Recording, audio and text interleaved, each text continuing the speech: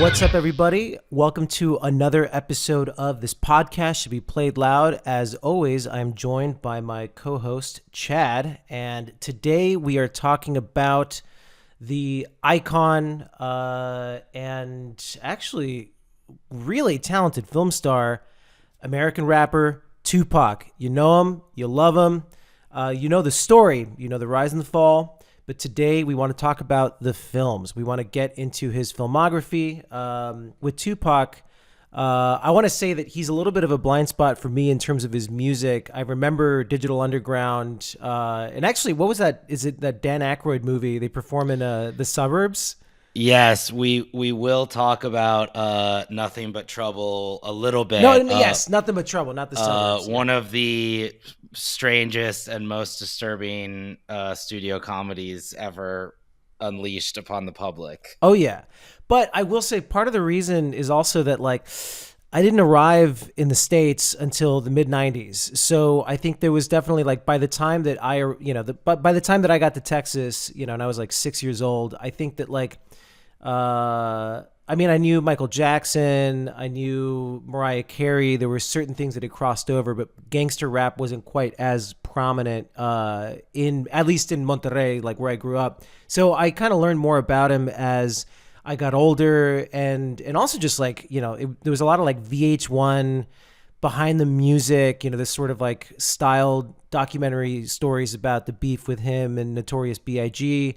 So, that I kind of grew up more in his posthumous presence as this sort of fallen hero, this tragedy between this East Coast, West Coast, rap war thing. And it's the kind of thing that, like, even though I didn't know all the players, as I get older, you're watching like the MTV Music Video Awards, like you still see that there's like echoes of this rivalry that's happening.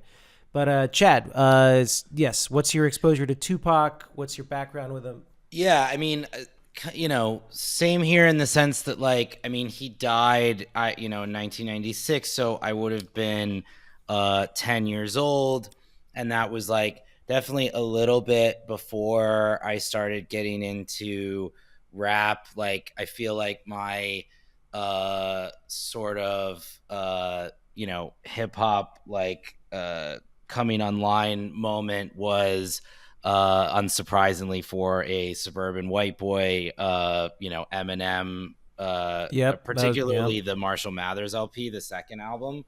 That was a gateway for a lot of people. Yeah, I think so too. And also, it's like, I was 13 years old. Like, what's better than the Marshall Mathers LP when you're 13 years old, Right. And like, I think from there is where then I started going back, much like you do. I have done for sort of movies, is like, you're obsessed with Eminem, then that means you find out about Dr. Dre, which means then that you find out about Snoop Dogg, which means then that you find out about Suge Knight, which means then that you find out about Tupac. And so, what's that famous backwards Suge Shot Me recording? Yes.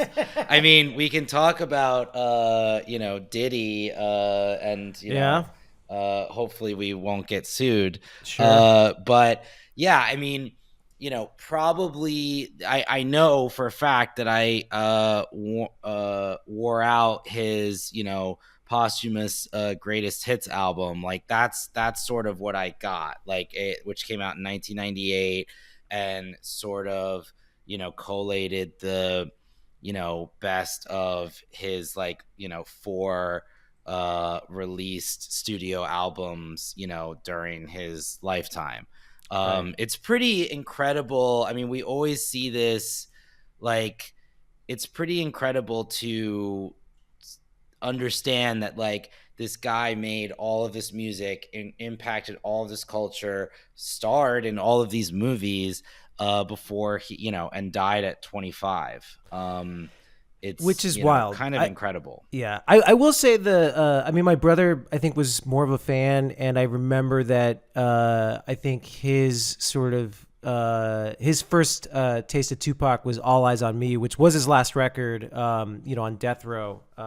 And if I just to recap, let's say that, let's say you're not an aging millennial, referencing what this East Coast West Coast war was, specifically a beef between Death Row Records, which was in Los Angeles, and Bad Boy Records, which was New York based. Yeah, New Yeah, York based, run by, Puff Daddy, as he was called at the time, and with his biggest star, or certainly one of them, the Notorious B.I.G.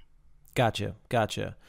So yeah, So I famously, mean, there was like East Coast West Coast beef that like I think was largely sort of some of it had to be performative, a but it media creation sure slash a publicity creation from the two sides that then sort of escalated into reality and into actual shootings.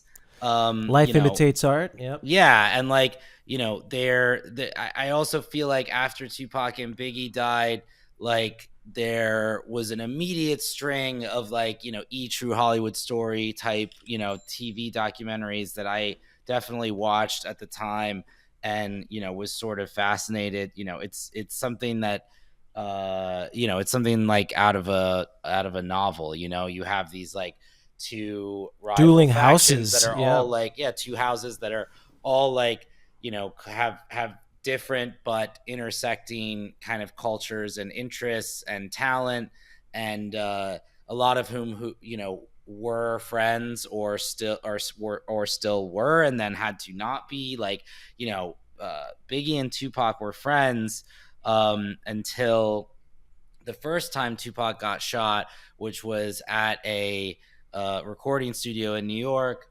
where Biggie had invited him. So after that happened, he blamed Biggie and Puff Daddy for his shooting, thinking that they had a hand in sort of setting him up. Staging it. Yeah. And then I think that's when the kind of beef like really escalated.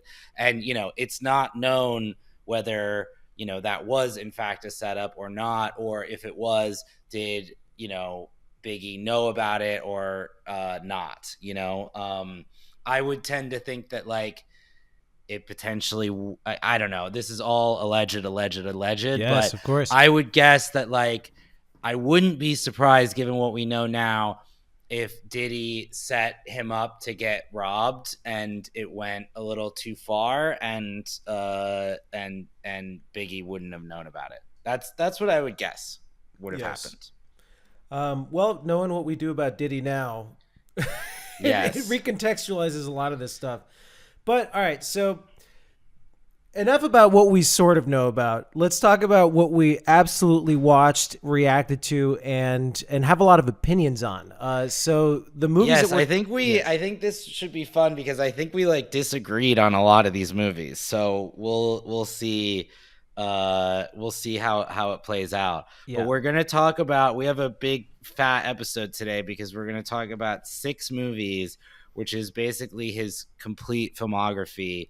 And just to run them down quickly, that's Juice from 1992, Poetic Justice from 1993, Above the Rim from 1994, Bullet from 1996, Gridlock'd from 1997, and Gang Related also from 1997.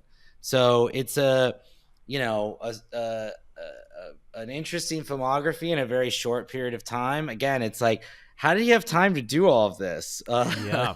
It's it's a lot, and I mean, I think we should start with just mentioning we didn't watch it. Again, I will never see this movie again after I saw parts of it on TV and it gave me nightmares as a child.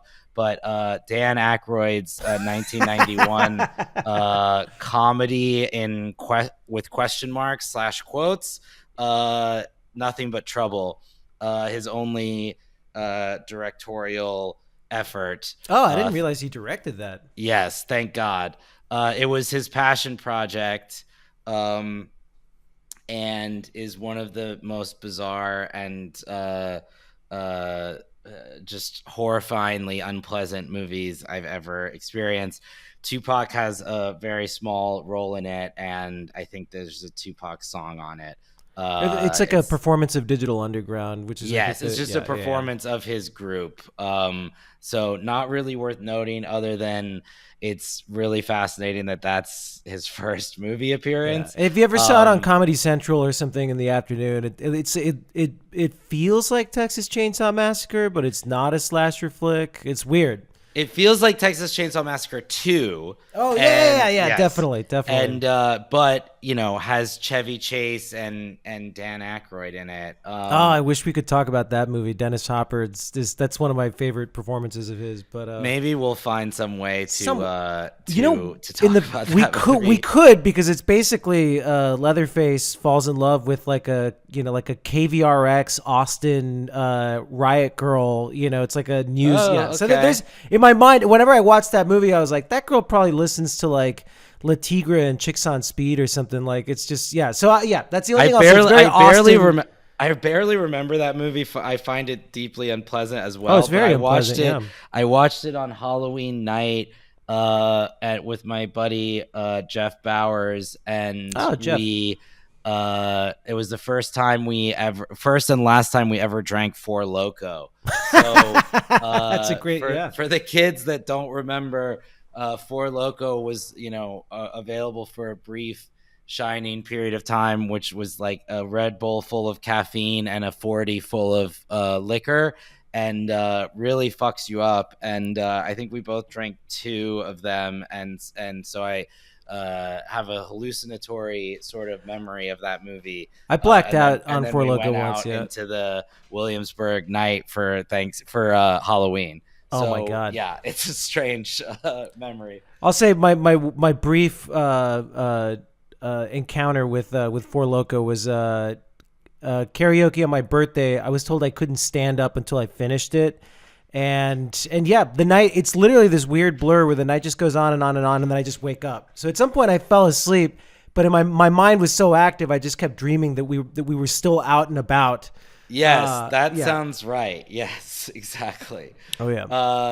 Well, let's dive into Juice. Juice, an excellent film in my opinion. A very good movie, directed by Ernest R. Dickerson in his debut. I think as the podcast goes on, we'll probably end up talking about several Ernest R. Dickerson movies because he worked with a lot of musicians and rappers.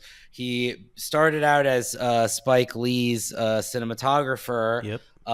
and shot the first few Spike Lee films: She's Gotta Have It, School Days, Do the Right Thing, Mo Better Blues, Jungle Fever, and Malcolm X. A pretty damn good filmography.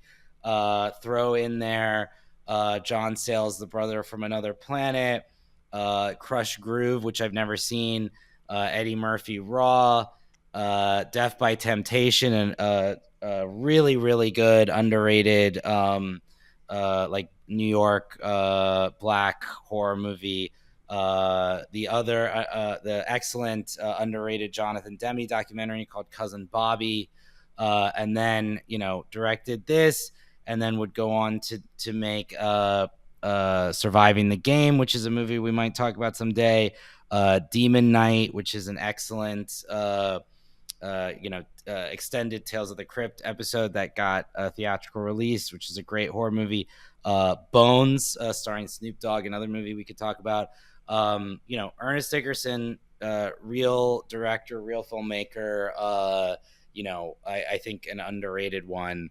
And I have some blind spots of his filmography, but I want to watch more because every movie of his I've seen is at least interesting, including this one, which definitely. Well, I guess I'll say it follows sort of four teenage friends growing up in Harlem. They're kind of they're decent kids, but they definitely like skip school and like hang out at the arcade and like are sort of like cuspy on if they're going to kind of make it or sort of fall to their worst angels and associate with the sort of worse element. And the sort of main conflict comes between the two main characters, Quincy Q, played by Omar Epps, and Tupac, who plays Bishop. And Tupac is the sort of character that is starting to go further in the wrong direction, wanting to become a gangbanger and wanting to, rob this bar that they frequent and Oh no, it's a escalate liquor store. and escalate the sort of conflict with their sort of Puerto Rican counterparts. And this movie very much is in the wake of the success of Boys in the Hood. I feel like there's a few that movie kind of like really started and sort of crystallized a genre of movie making that has a few year tail of it. It's like a new wave of like social realism, basically, right? We Yeah, talked a little bit about this in the Prince episode, where Graffiti Bridge kind of marks the end of a certain era of filmmaking, definitely in Black culture and Black music, that then is signaled by this new wave of something that reflects more of the realities and temptations, which this movie, I would say more so than it's like, it's not just about, the temptation to fall into a life of crime, but, I think with Juice, it's specifically the illusion that Bishop, like Tupac's character, is so keen to get drunk on feeling big in a world that's constantly trying to pummel you small, and that seems to be a lot like a reoccurring theme in the movie, because on one side you have Q, you have Omar Epps, who has the opportunity to feel big in a different way, through his talent, through his love of music, and through the fact that he's a DJ. And this movie, kind of also showcases a lot of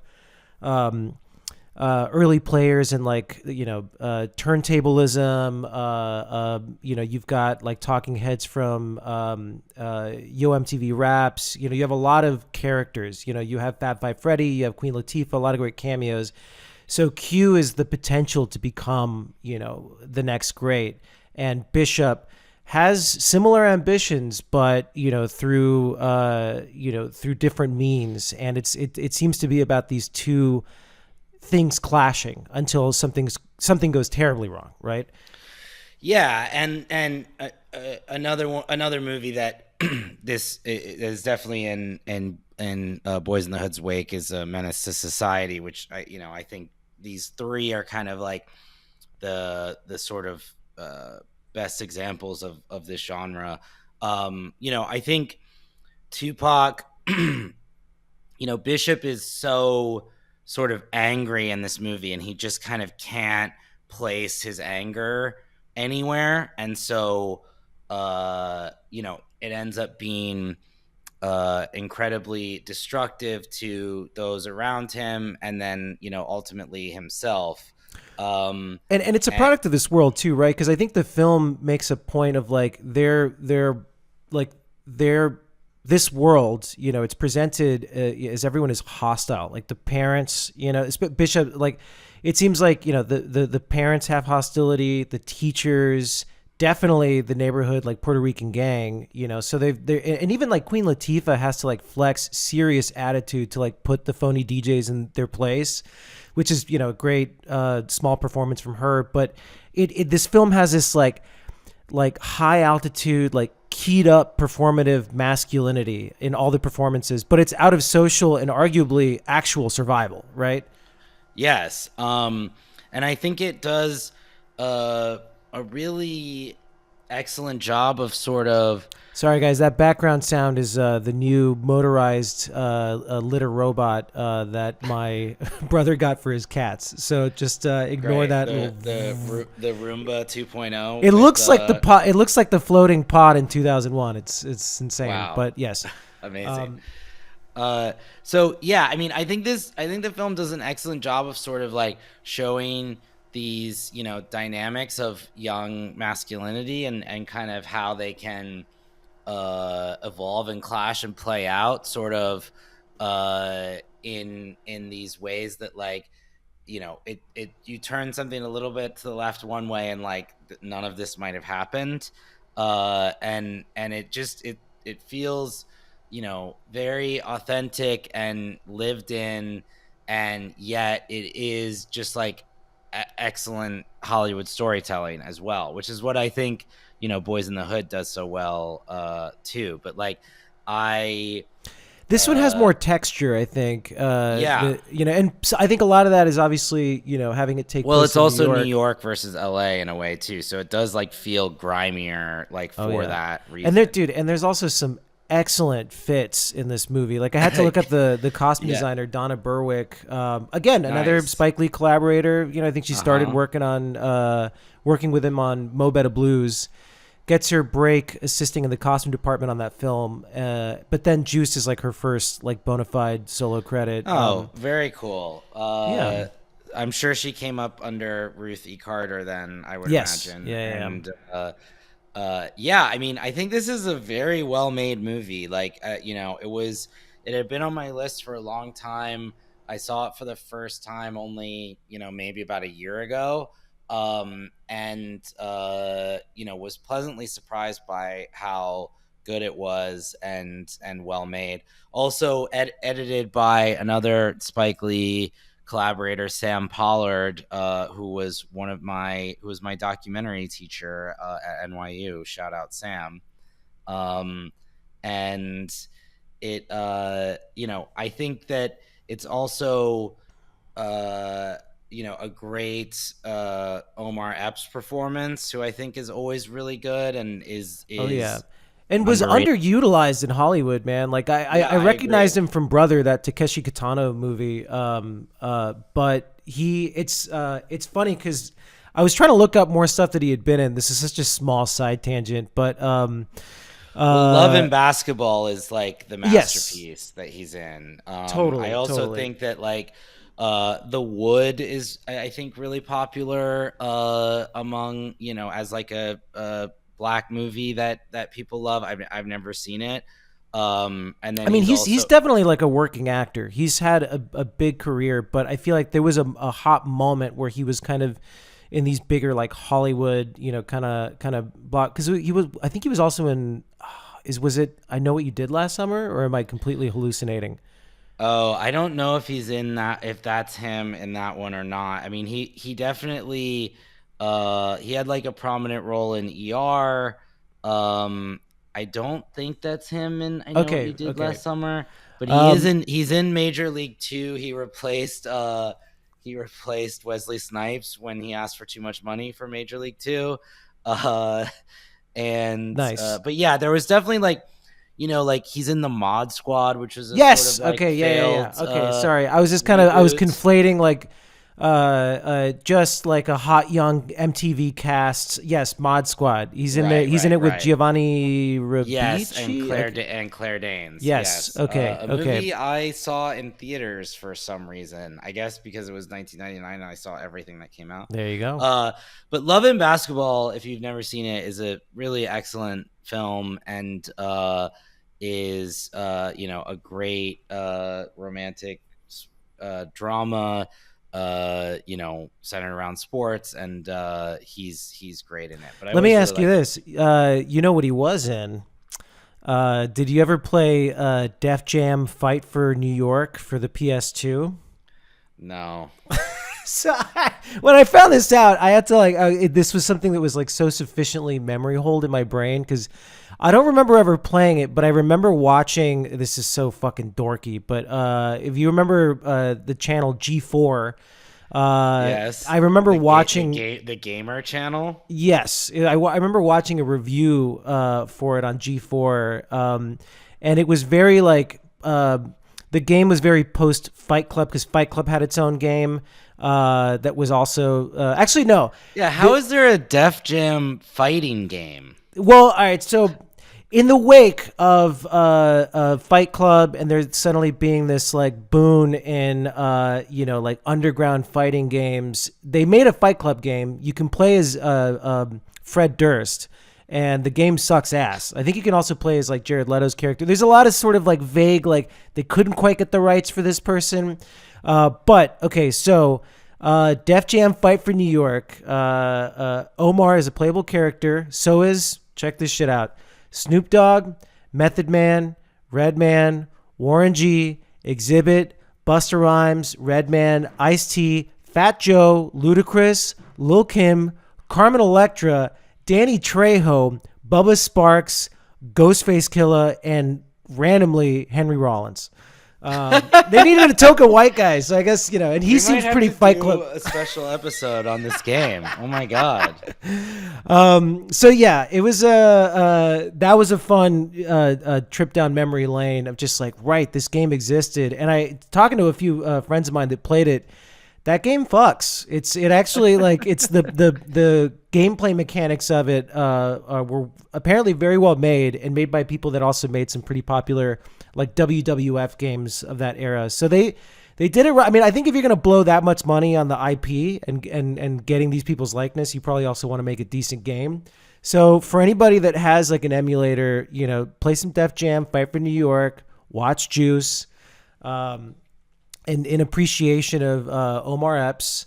But I want to bring it back to the plot because, spoilers ahead, but I think it's important to talk about it in terms of, the themes of this film. But I will say that, like, basically the plot of the movie, that what really sets the template for this character study and then eventually this rivalry is that Q has the opportunity to participate in a turntable battle. There's an upcoming event. He wants to audition for it. I love that they introduce his characters having fallen asleep, which I've done that many times. It's a great way to wear down a good needle. But falling asleep with the turntable running, and basically like,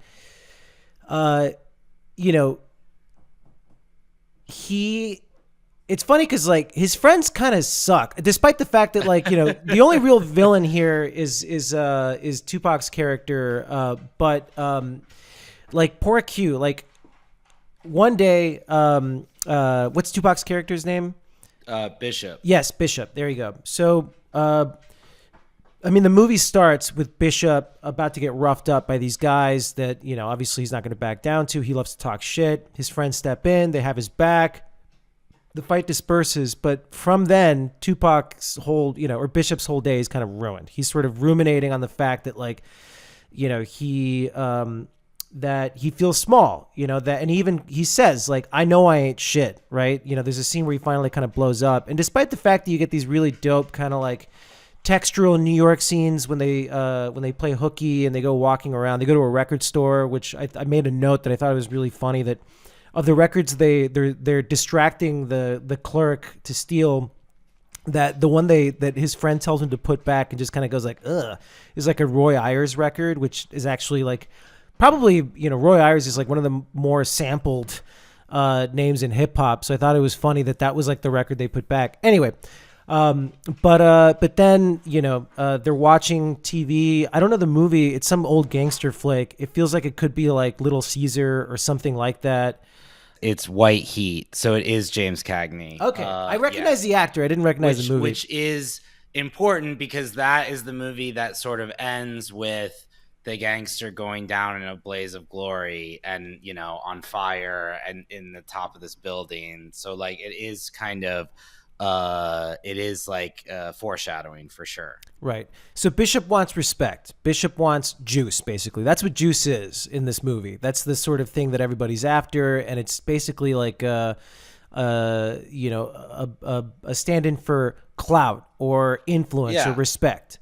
And the way that and fear and fear, of course, and some fear, yeah. Mm-hmm. But the way to get that is he wants to rob a liquor store, and we get this really great cut because Q auditions for Queen Latifah and seems like he's got a good shot. He's gonna make it, and then we just hard cut to a fucking gun, and Bishop's like, I know how we're getting the juice. And poor Q, like, completely set aside that they want to rob a liquor store. If they were really his boys, they wouldn't lay that kind of trip on him on his big night, because the plan, they think it's actually perfectly convenient that Q's going to participate in a DJ battle because that'll give him an alibi. Right. And it's so selfish, dude. Like, I got so mad, just because it's like, arguably winning the DJ battle would be more juice for you and your boys than like robbing this liquor store, but that's, obviously these are these competing ideas in the context of the movie. That's just me. I'm just rooting for the DJ at the end of the day. Right, exactly. No, but you're right. And I mean, but it's also very believable that they sort of don't have the, they're just not seeing it, of course, seeing the bigger picture, I mean, they're kids seeing too. that far ahead. They're kids. I mean, like their world is so small, and, thinking that like, robbing a shitty little liquor store on the corner is going to give them clout.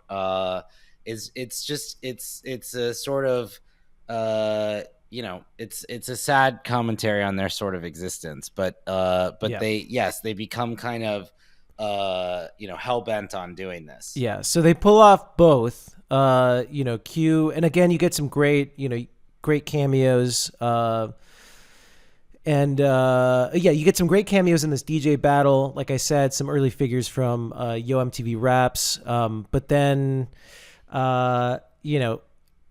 then they sneak off and they go do this robbery. And Bishop, whether on purpose or not, winds up, killing the liquor store owner. And the film really has a turning point. This is, it gets really dark really fast. And this is where I think Tupac really, really shines as a villain. Like he does this weird, like almost like Good Son, Macaulay Culkin style performance where he can talk to the family of the people he's killed and be like, "Oh, I'm so sorry," and then at the same time give you some terrifying side eye.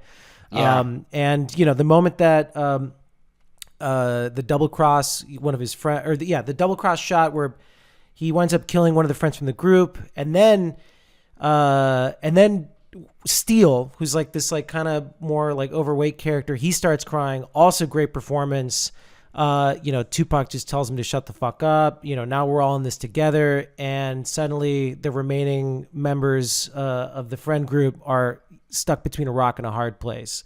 Because they correctly now the dynamic has totally shifted, because now they are like, they didn't kill anybody, but they might as well have. Yeah. And now Bishop's sort of aggression and paranoia and sort of bloodthirstiness is kind of turned on them. Oh yeah. And it's funny. I mean, you get a great also early performance from Samuel L. Jackson. Yeah, he's really good in this. Yeah. I think there's a great line. I'm heavily paraphrasing it, but Bishop is running defense by trying to pin the murder of not just the liquor store owner, but of their friend that he shot on him, and he's just like, "Come on, man, I'm not a killer. Like, you watch me grow up." And he's like, "I've watched a lot of people grow up, to be killers." And it's just kind of, so it's just like this. They're both trying to play the neighborhood and win the court of public opinion, but at the same time, Q's not only trying to clear his name, he's also trying to watch his back, because he knows that the real killer, Bishop, is watching his every move. And I guess maybe why it reminds me of The Good Son is because you get that same sort of ending where after this confrontation, I don't know. I mean, I haven't seen The Good Son since I was a kid, but I have this memory of like, this is a funny comparison. Doesn't Macaulay Culkin also go for it? Doesn't he also like fall off a bridge or a cliff or something where it's like, I think maybe the mom can only save one of them and she realizes like who the bad son is. I think that sounds right. Again, I haven't seen that movie in over 20 years. So at the end of the movie, Samuel L. Jackson is holding Bishop and Q. Macaulay Culkin in this analogy is Tupac. Yes. And Elijah Wood, I think, is about and Elijah Wood is Q, is Omar Epps. But basically, I mean, it's a great thriller. It's got elements of social realism, but it's also very stylish. And I also want to say that like being an early depiction of turntablism on film gets a lot of things right. It gets a couple things, wrong, but that obviously are what work for the movie. And I'll just go through a very Well, yeah. Tell me. Let's give us some more specifics here. I'm curious because you're right. I bet you like obviously we had, and you know this list of films more than I do, but like there were certainly documentaries and independent films that had depicted this, before this, Style Wars, and many others. But I would imagine this would be an early studio film to depict DJ culture. Oh yeah, I mean, I guess you have Pump Up the Volume. no, but he's more of a radio DJ. I mean, I still haven't seen that. It's on Criterion Channel right now. So well, we got to watch it for week. this, to cap this season. But yes. So it's funny, like the things I get right about it. When you see him practicing and trying to make his mixtape for what winds up being his audition for Queen Latifah, he's basically doing what's called beat juggling. And I don't know if we've talked about this on the podcast before, but like in the early days of DJing, a lot of how that sort of started and why beat matching was so important is not only that you want to seamlessly blend through tracks, but that you might buy 2 copies of the same record and you constantly crossfade back and forth between them at different points in the song, so you can do your own edit of it. You can say like, fuck, this song's only like 4 minutes, but I want to keep the dance floor moving for 10. So you can keep, going to an earlier part of the record on one side and then match it in seamlessly and go back and forth. But from that, you start kind of getting this more sort of like trick style, where you're constantly going back to the one, to the first beat. And you're doing it in this way that kind of sounds chopped up. It sounds like sampling. It's like, but before there were, or really before the proliferation of the sampler in hip hop. So this was kind of a way for like people to have a live drum break, a little section of a song. There's a lot of great examples of like of disco tracks that then just get used as hip hop. Obviously we know like Rapper's Delight, there's a lot of songs by like early rap acts like the Treacherous Three, there's just this is sort of the genesis of a lot of this stuff is just like, okay, I've got the instrumental for a disco track. I can use the drum break or I can just use this little loop. And then it, from there, turntablism evolves, right?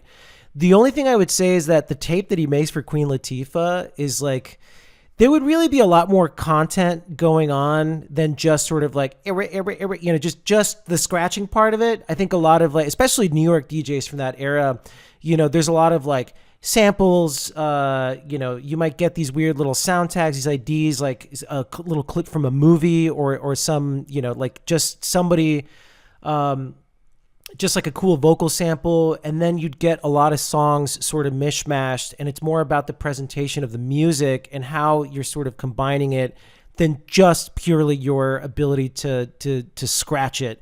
And I will say, what he is scratching in his audition is basically like a sound effects record. Like a lot of these, like the way that a lot of these scratch battles would happen back in the day, and it's funny because one day I would love to get a friend of the pod, Elaine, otherwise known as A-Track, who has been a world champion turntablist since he was a teenager. But what's interesting to me is that like they would buy these records that are just like sound effects records, and they were specifically made for the purpose of DJing. So it would have anything from like vocal tags that would be like, yeah boy, or like woo, or just things. And it was just those things, and also like weird like sci-fi samples from movies. You would just have moments like anything that you could just drop in your set that felt like a crazy little thing. It could be something from like The Day the Earth Stood Still or something. But it would be that. It would be drum breaks. It would be siren sounds. Just anything that you could like chop up and scratch into something, into an interesting sound source. So that that was kind of its own part of the culture, is that, not only are they scratching records that they buy, that are recordings of other people's music, but then eventually they start making these records that are specifically for turntablist DJs to have, samples to play off of. Because back then you didn't have Ableton. You couldn't just conjure up a sample, a little wave file and drop it in somewhere. You had to, you could record it onto cassette, but how the fuck are you going to scratch that? So people started throwing this stuff on turntables. And that was something that, like, I thought the movie gets right and is exciting about it because, despite the fact that turntablism in New York, you could tie back to the late 70s or early 80s. This now had arrived in a big way in the mainstream, and really just, like, I want to say 5 years before, like, the first exposure of turntablism to the mainstream culture was Herbie Hancock performing at the Grammys for Rocket. That was probably the first time anybody, at least in, like, rural America, had seen this guy that looks like he's from the future, whose instrument isn't a guitar or a keyboard or a bass. It's two turntables. Right. And it's something we take for granted now. It's something that, as millennials, we took for granted in the 90s, where, like, every fucking rap rock band or new metal band had some, like, guy in a bucket hat in the background that's just like, like throwing in some sample, and you're like, what the fuck does that guy do in the band? But that was, at the time, it was like a super exciting thing, especially before you had computers or, really software to manipulate samples.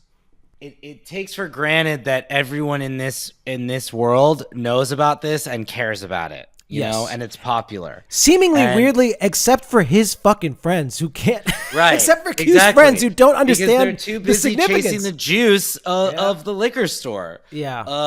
So they're sort of stunted and, like, not understanding this, what's sort of happening around them culturally that is positive. Like, I mean, Samuel Jackson's character Trip, we should say, sort of owns this kind of, bar hangout spot or whatever, where, like, people can kind of congregate. Like, there's a pool table, there's, like, whatever. It seems like, even though people are drinking there and stuff, like, it does seem like a sort of, like, semi, positive place for people to congregate. And he he's like the sort of, like, elder statesman, of this community, even though he's maybe, like, 35 at the time. Yeah. Probably. Yeah. It looks super young. Yeah.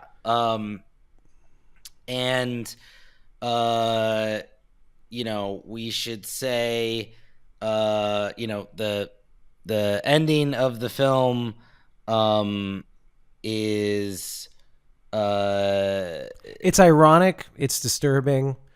You really find out the meaning of having the juice. And it's one of those great endings. I would say that, and yes, it bears some resemblance to The Good Son, but not in the way that it sets it up. It's basically like it ends in a fight, really, that I don't think Q ever wanted to be in. And what, the tragic irony is that his ambition to succeed and to feel big, is sort of really squandered throughout the course of the movie by Bishop at several turns, including the fact that, like, he made it to the finals in the in the DJ battle, but he can't perform because the cops come looking for them.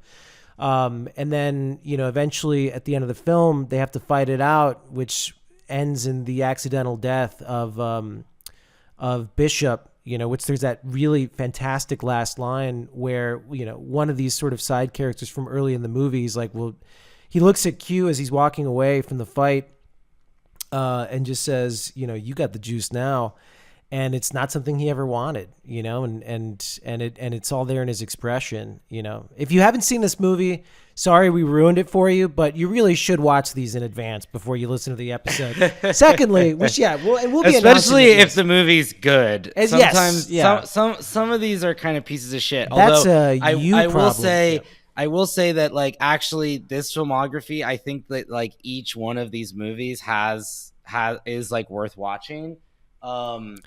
For for one reason or another. I mean, we'll both kind of say what our least favorite Even is, if I you guess. find the second one annoying, which we can transition Yes, to. well, we should transition to, because this is the one where we disagree the most, I think, because like I think this is like Poetic Justice is like straight up like a good movie, like obviously, but Alan found it annoying and stupid, I think. Not entirely. There's good moments in it. It's like, I'm just going to say, hate the title.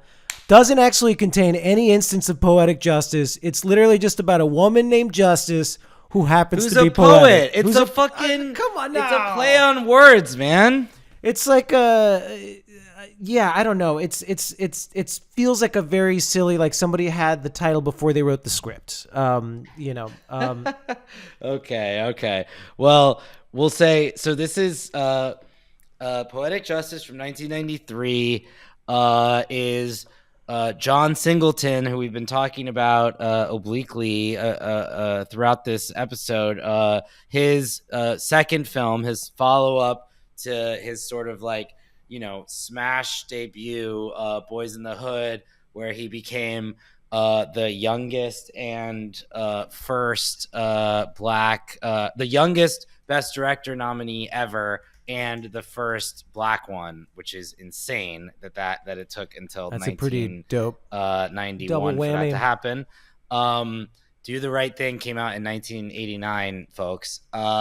So anyway, it's his follow-up to that. It stars Janet Jackson and Tupac, and is also with supporting role from Regina King. The poems which Justice writes and reads throughout the film that Alan thinks are bad and dumb were written by Maya Angelou. Wait, no, I thought they were written by Singleton. No, dude, he got fucking Maya Angelou to write literally the whole movie. I was thinking like she's no Maya Angelou, and I know that Maya Angelou was. I know she's in the movie. She plays Aunt June, but I didn't. Oh my god! All right, well this might change things. It's like, look, dude, I just thought you really were listening to her character's poems, and we're like, well, she's no Maya Angelou. That's. I mean, maybe Maya Angelou, wrote them to be kind of shitty on purpose. I just liked imagining John Singleton with their left hand. I liked imagining John Singleton at a typewriter with like a glass of Cabernet, being like, "Let me write from the perspective of this empowered young woman." No, he like got Maya Angelou to write the poems. Dude, but the poetry there's so many terrible lines. It was like for me, it was again, it was a great source of comedy. Imagining like after making a gritty social realist banger, Boys in the Hood, perceived as this macho flick, like writing poetry from the feminine perspective, like literally the line, "I'm a woman, phenomenal woman, that's me." So I mean, I maybe that's what colored it, is imagining John Singleton like writing these lines and being like, "What the fuck are you doing, bro?" But I all right, then I stand corrected. But I will say, I'm pretty sure I quoted, yes, all right, an important man. There's a few lines that I was like, what? An important man once said, "No matter how famous you are, how much money you got, you'll never be as important as the ocean." What? The fuck does that even mean? That is pretty bad. And also, who is this important man that she's talking about? There's just a lot of there must have been her throwaway. There's some clunkers. These in are there. her like notepad files. I mean, I guess you're right. Like if I'm Maya Angelou, I'm not giving like the good stuff to like this movie. You know what I mean? I got to save that for my books. Yes, yeah. So that element of it, I just couldn't take serious. But the movie, like, here's the thing: it starts off great. It actually, to me, it kind of starts falling apart when it becomes a road movie. And there's two. I understand that, and we'll get through it. We should actually let's do it in the right order this time, and we'll start with the plot, and then we'll go for opinions and sort of history. I mean, I am we should talk about a little bit about, we could do Janet Jackson at some point on this podcast, but I mean, her filmography is a little lacking. It's this and Nutty Professor 2, The Clumps, Why Did I Get Married, Why Did I Get Married to, and For Colored Girls. Let me So actually, this would so be a good this opportunity to movie, ask you this. The Clumps, and 3 Tyler Perry movies. Do you think that Tilda Swinton is the Eddie Murphy of art house movies, and that she always needs to play like 5 or 6 characters at once? I want to see her at I want to see like a serious movie where she's at a Thanksgiving table and just riffing with herself. That's funny. I will say that like I love Tilda Swinton, and she's obviously like one of the best actors alive. But when she's putting on a funny teeth or funny, makeup or whatever, it's kind of a sign for me that like the movie's not going to be that great. It's like, when she's in like a Bong Joon-ho movie, or like when she's in fucking Suspiria, which I think has come up before as a terrible movie that should have never been made. But like, give me her. I guess the counterexample is she plays twins in Hail Caesar, which is a good and funny movie. But Sure. I give me like Tilda, like she's great. I don't need her to be in a getup. Anyway, back to Poetic Justice. Okay, so walk us through. Give us a short synopsis, because this is less like there's no real spoilers here. It's more of a journey. It's less of a plotty movie. She is Justice. That is her name. Is a young woman. It takes place in L.A. She is depressed. From her boyfriend was fatally shot, and her mother is gone. She lives in a house that she inherited from her grandmother. She works at a local beauty salon, and like the beauty salon is sort of like a real home base for this movie, and like is full of sort of like life and like great characters, and is like a fun location.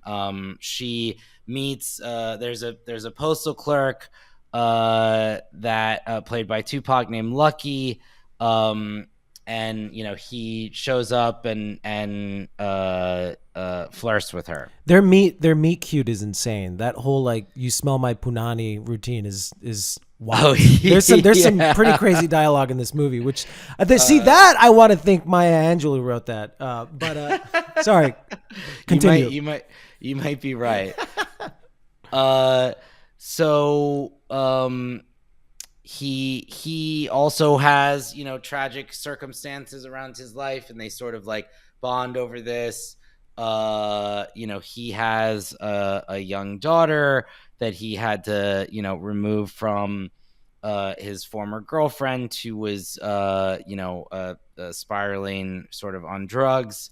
Sex worker as well. Yeah, sex worker. Yeah, there's actually, I'll just say there's a great early scene where there's like basically he goes to see his daughter, and two baby daddies meet for family time from the same mom, and we have to mention that his co-star in that scene is Tone Loc, a fellow rapper. Who we might have to do an episode. Tone Loc, I think. Tone Loc, right? sorry, Yes. yeah. Who we might have to do an episode on, because his acting We career might, ranges because from he's Ace in- Ventura to Heat. And Blank Check, and he has an interesting filmography. So sorry, go on. So he wants to be, he's an aspiring rapper. Again, obviously like kind of great casting. And they eventually, sorry, this is the one that I saw the longest ago, but they eventually go on a road trip together. Yes, yeah. I think and they're two best friends. Yes, yeah. So Justice's friend is dating Tupac's friend, and they're both postal workers. I think it's usually they deliver some sort of mail truck to Oakland. So just as a fun thing, they decide to tag along, and then it turns into a road movie. And Alan's interest left his body. Exponentially, I mean, wanes the and loses interesting steam thing scene is, after scene. you say like, oh, he went from this like gritty social realist thing to this, and that is true. But like, what's sort of remarkable about Boys in the Hood is that it is gritty social realist, but it's in the structure of sort of classic Hollywood storytelling. Like, Sure. I think that like, John Singleton did not want to be Spike Lee. Like, he wanted to be a, mainstream studio filmmaker, and like, did become one, obviously, eventually, and to some varying results. But like, him doing Too Fast, Too Furious, I remember was like a surprise at the time, but like, he talked about how that's the kind of movie he always wanted to make. And so it's interesting that he, like, I guess what I'm saying is, it doesn't surprise me that he made a sort of like road trip love story, just like within his own, milieu. And like, that's kind of what he wanted to do, was sort of elevate stories from his community into the Too Fast, Too sort of Furious like is not a road Hollywood movie. Filmmaking. I would argue that. Fine. Yeah, I mean, you could maybe road say it's a road movie is movie. a mainstream Hollywood genre, I suppose. It is, but not the way in which he executes it, because I would say that, like, usually, usually even a road movie can be wound pretty tight, and there's a lot of really great examples of that in Hollywood filmmaking, and there's also a lot of really great silly examples. I mean, even something like a Pee-wee's Big Adventure or something. Not to say that that's the end-all be-all road movie, but this is like surprisingly experimental in how it just sort of meanders through these little slice of life kind of underbaked melodramas, and that's a good hour-long second act. So that's kind of where it starts to really, like, it really starts to lose steam. I will say that, like, the scene where they talk their way into a barbecue, I thought was great. Yes, that's a fun little section. Yeah. I think that Tupac and Janet Jackson are really good There's together, chemistry there, and have a lot of chemistry, and like are comfortable on camera, and sort of have a little juice going between themselves. I think it's like the movie has some genuinely romantic moments. I mean, it is a sort of much softer and gentler film. But I don't know. I found it sort of touching, and it's a different side of Tupac, and I think it's a testament to his talent. I thought his performance was great. It's a more sensitive role for him. And Janet's great in it too, with the material that she has. Obviously, there's some real clunker voiceovers in there. Those shitty Maya Angelou poems that she that she tries her best to make sound artful. Yeah. But all right, so there's a lot that happens in the film, but primarily what I want to focus on, because we are talking specifically about Tupac, is really where the film does come together for me is in the ending, because out of nowhere, you have these two parallel relationships, one that's in decline and one that's flourishing, and basically the second couple is falling apart because the girlfriend's an alcoholic and the guy's an asshole, and what we wind up realizing is a physically abusive asshole.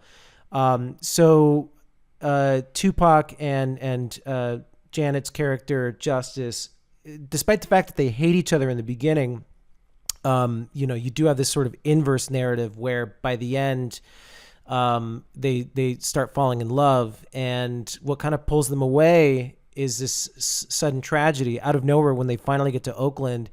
And one thing we should have mentioned is Tupac's motivation to go to Oakland, aside from work, is that because he's an aspiring rapper, he has a cousin who's a producer and also is actually, putting out his own tapes. He's basically further along in the process. Also wants to be a rapper, but he's making his own music too, or his own instrumentals.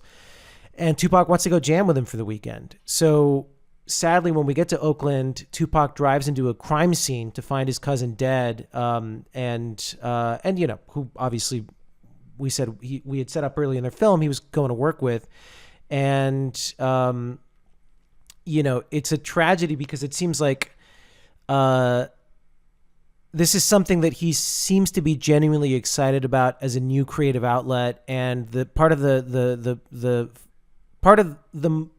part of how their bond solidifies is that Justice realizes that Tupac is also a poet in his own way, and he just hasn't necessarily found an avenue in his life to apply it. But this creative medium seems like it could potentially be it.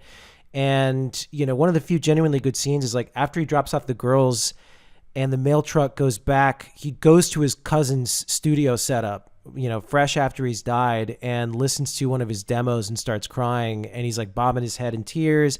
And again, it just reminds you that like Tupac was a genuinely great actor, and with the right material, the dude definitely could have gone on to win an Oscar. That scene rocked.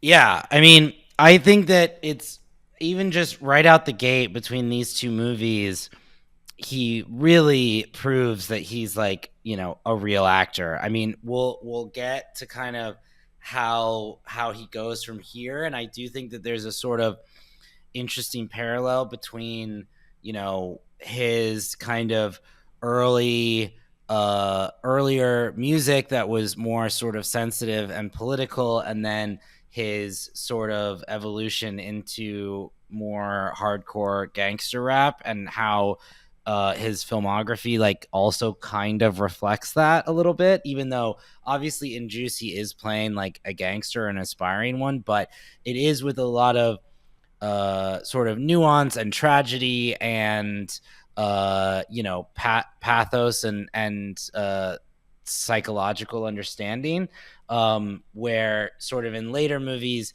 he's playing, especially in something like Bullet, like more of a sort of straight up gangster. And I mean, again, we'll get there. There's nuances to all of this. I my spoiler is that I think Bullet is the most interesting film of this whole filmography, but not really interesting is a strong Tupac, word. Yeah. But not really Tupac's most interesting performance. Sure. Interesting is a good word. That's a word, great word for that. Oh yeah. But yes, I think he's really quite excellent in this. And say what you will about like John. I think John Singleton is undeniably a good director with some ups and downs. Obviously, before his career was also kind of tragically cut short. I think that this movie was, did decently well, but like was definitely looked at as a sort of sophomore slump, of Singleton's. I think it's sort of impossible to overstate this sort of impact that Boys in the Hood had. You had critics calling it like the best debut since Citizen Kane. Like it was a massive thing, and so it would have been kind of impossible to really follow it up. But I think that Poetic Justice and Singleton's next film, Higher Learning, are both very interesting and worthwhile, if not as entirely successful as Boys in the Hood. We could mention as well that Singleton wanted to work with Tupac again on Higher Learning, and he was attached to it, but had to fire him after his arrest for shooting the two off-duty cops, which based on the story, it sounds like he was justified in doing. He was defending someone from their harassment. But the studio forced Singleton to fire him, and who did Singleton replace him with but Omar Epps? So it all kind of goes full circle. Well, speaking of, we can move on to Above the Rim, which I Yes. dug. What's up? See, you dug this. This is my least favorite of them all, but we'll get into it. I mean, I think it's a perfectly fine movie. It's watchable sports drama. I just don't think it's Oh very yeah. well made, and like I didn't really care about it that much. But let's dive into it. It's just Well, it funny because does. Yeah. I was just rewatching He Got Game, which is like 10 times the movie this is. Fair. I will say it marks a shift in because like Tupac's he's played a villain, but I don't think he's ever really played the heel. I feel like in Right. Juice it's That's a more of a good way to put it. transformation. He's the heel in this. Yeah. Yeah. And in this one, there's not as much of a transformation. He's just an asshole. No. And He's he just plays, kind of the bad guy in this. he's the bad guy, and he Yeah. plays the younger. I mean, with an interesting motivation. So this one again, we watched these a while ago. So I'm like, the plot of this one is basically guy goes back home, and wait, why does he come back home? Wait, walk me through the plot again. So Kyle Lee is played by Dwayne Martin. He wants to. He's a basketball player. He's about to graduate high school. He wants to go to Yes. Georgetown University. He's waiting for his scholarship to come through. But he has a dilemma, sort of on a different court, on the sort of like playground basketball court, where there's these sort of like tournaments that are outside of the schools and stuff like that, and he has to decide whether he wants to play for his like beloved basketball coach, and the team that like he backs, which would obviously be like better and smarter for his future and his like future prospects, or Birdie, who is a local drug dealer, played by Tupac. Yeah. And Who's his little brother?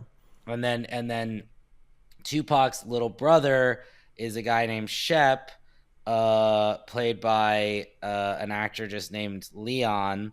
And he's a former standout basketball player, but now he works as a security guard. Or wait, sorry, older brother? Older brother, sorry. Or Tupac yes. plays as he's Tupac. Tupac is the little brother. He's the big brother from.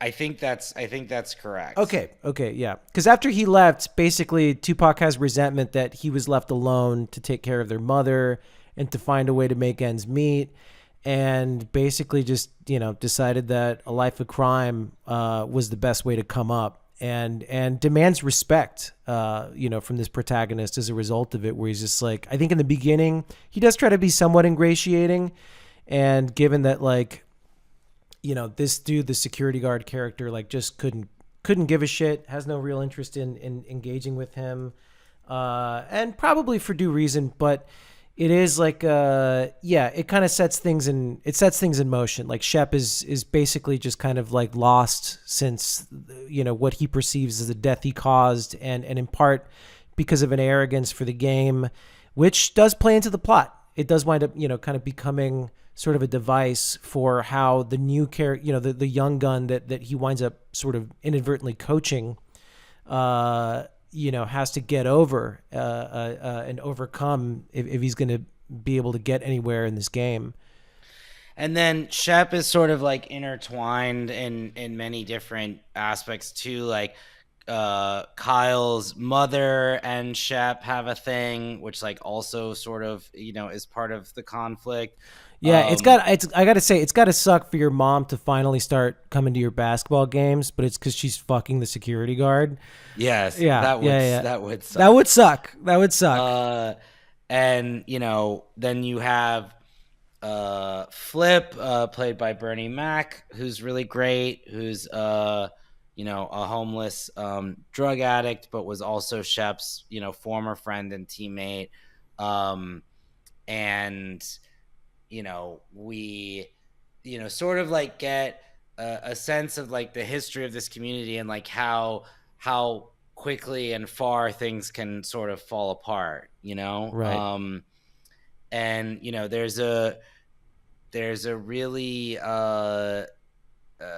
there's some like disturbing scenes where Birdie Tupac is like sort of violent and intimidating and humiliating to people.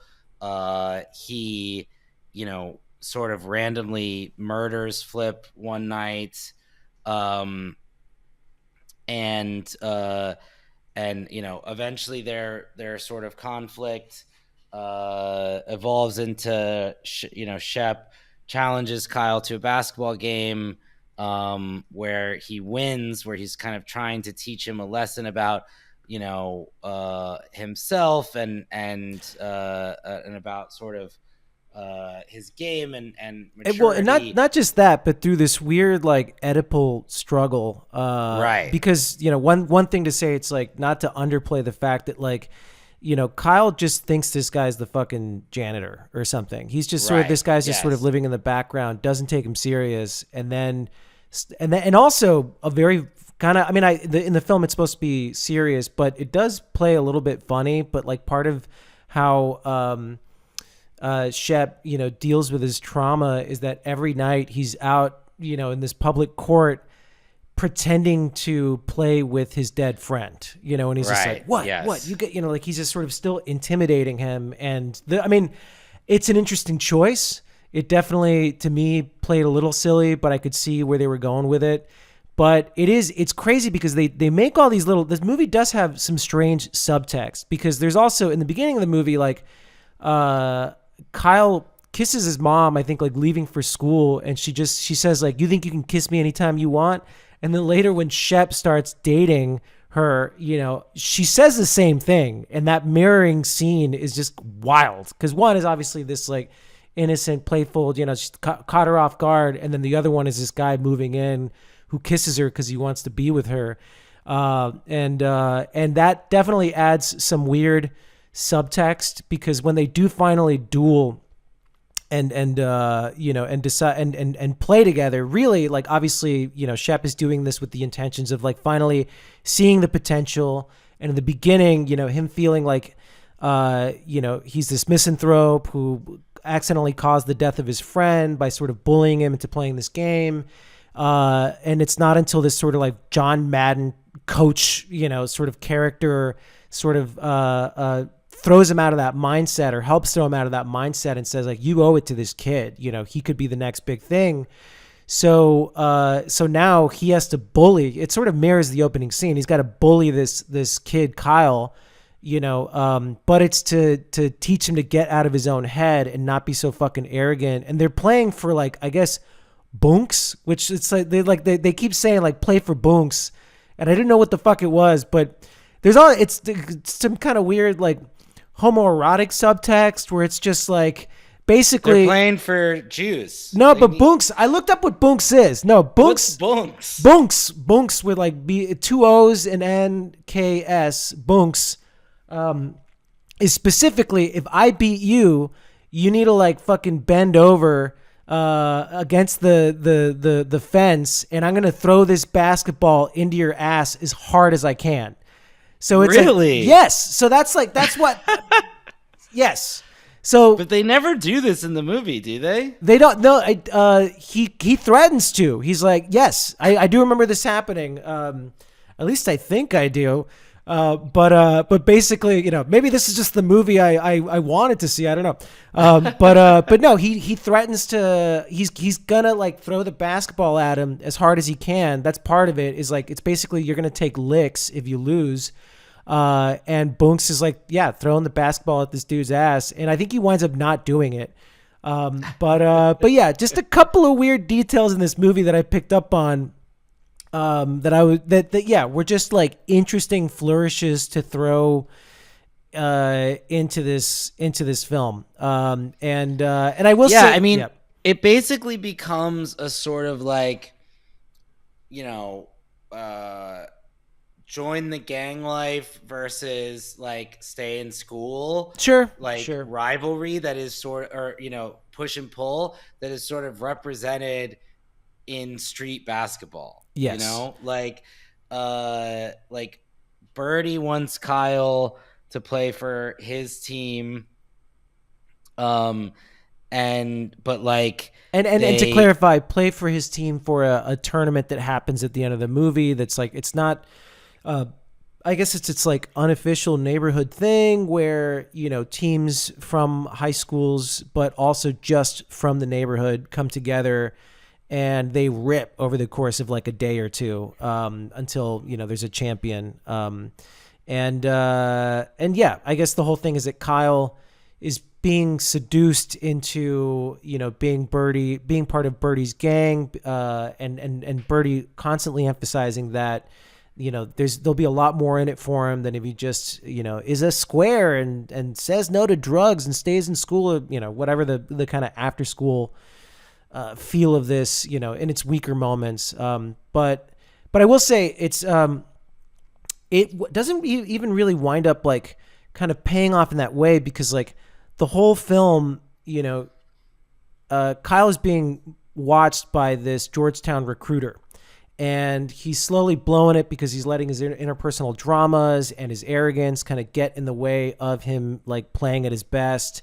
And it's not until he's subjected to bunks from Shep that he gets his shit together. But where the movie doesn't work is that like he gets the recruitment letter before he manages to actually do anything that his post bunks attitude adjustment would have led him to do. It just arrives. It's just like he learns his lesson, but then before he's even played another game, he just gets a letter that says, "Congrats, welcome to Georgetown." He just gets what he wants. He just gets what he wants, and it comes out in the wash. Once Tupac blackmails him because he hears that he gets into Georgetown, and I guess then he tries to blackmail him with was it like drugs or like some instance where they were hanging out?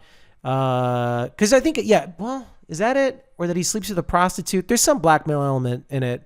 I was by the third act, I was just riveted by the basketball. I was like, This isn't like a particularly strong plot. I'm just having fun watching like the Karate Kid, sort of like sports movie aspect of this. Yeah, I mean that's kind of what it's like. Like, yeah, it really becomes, it's like Kyle's team is playing like good fundamentals team basketball, while Birdie's team is playing dirty and brutal, and they're going at it. Shep has to. Birdie tries to get Kyle to throw the game, and Kyle is really beat up during the game, and Birdie's team is winning, and then Shep, he ends up joining himself, joins the team. Oh yeah, and that is very satisfying because Birdie's been such a little shit the whole movie that you're like, yeah, well, you weren't expecting your big brother to join the game. The contrast between them also makes me realize that Tupac was kind of short, which as a fellow short king, I approve. But the two of them together, it really does. It's like, oh yeah, big brother, little brother. This guy, he looks like a twerp compared to Shep's character. Yes. I mean, a very dangerous one at that, but yeah. I think that is something, it leads me to something that I wanted to talk about, sort of Tupac as a sort of persona where like, he obviously sort of came from, not, affluent circumstances, but at the same time, like, his parents were interesting people and were members of the Black Panther Party, right? And so were political and intelligent. And his mother represented herself in court. I believe. Oh man, they talk about it in this Adam Curtis documentary. But it was an operation where I believe the CIA had set up the Black Panthers to bomb a mall, but the only people that actually organized it or came up with the idea and heavily kind of heavily pushed for this to happen were the undercover plants, and she was able to exonerate herself, which was very impressive. But yeah, that's Tupac's Yeah, mom. and his father or his stepfather, was one of the FBI's 10 most wanted fugitives. Like, all of these people had, but like as we know now, like the and I don't doubt that they like committed crimes, but like these were people that were targeted by the FBI and CIA for their political beliefs. Yeah. And so he had an interesting childhood in that way, and then while also having parents that were struggled with drug addiction and were in and out of jail. But like it's interesting in the sense that like they were they were involved in these like high-minded political causes. And he grew up as like something of like a stage kid, where he went to a school for the performing arts, played the Mouse King and the Nutcracker Ballet, met Jada Pinkett when he was in high school, and performed and acted, and was part of that sort of world where it wasn't, he famously like could recite Shakespeare and did so in like auditions for these movies. Like he had done like theater and these types of things. So it's like it's interesting that all that to say is like, and I'm not putting him down in this way, but like he was not like a real gangster like the Notorious B.I.G. was. You know what I mean? Right. Like, and so there is a little bit of performativeness to him and his persona. Like he started, like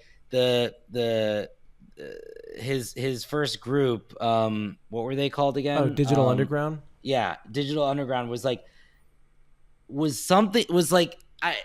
calling it like a boy band is not fair, but like I think it was kind of boy band adjacent. It was more of an R&B group. Yeah. Yeah, sure. It could have been like, it could have gone on to be something like Boyz II Men. Wore matching outfits and shit. You know what I mean? Like, hey, it was the early 90s. Everybody was wearing matching outfits. Yeah. And I just mean like it's interesting. It doesn't surprise me that he would be a good actor, because he was like good at like performing a persona. And that's not to say that he was inauthentic or bullshit or anything like that. I just mean that like he was able to sort of like, he created a persona that he like lived in. Oh yeah. It makes me wonder if this is how Jussie Smollett wanted to be perceived, as somebody that whose mother was also a Black Panther.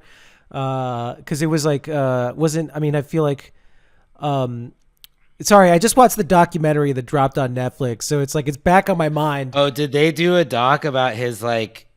I still don't know if it was like a fake hate crime or what. I don't understand. Even after watching it, happened. I still don't know, because everybody looks bad involved, including the two people that came forward and like said like, no, he hired us to beat him up. Right. I'm sure those guys are pieces of shit too. Of course. Yeah. So everybody, I'm just like there's some things that the doc doesn't explain that just logistically I'm spurred to think that he did hire these people, because it's just a lot of it involves like GPS and surveillance cameras and what these people were doing in that same area at 2:00 in the morning on this random night, and the fact that like they had no idea that they had that these two people had a connection to Jussie because they were extras on Empire. So there was just there's things in it that I'm like, okay, you're going to have to explain that to me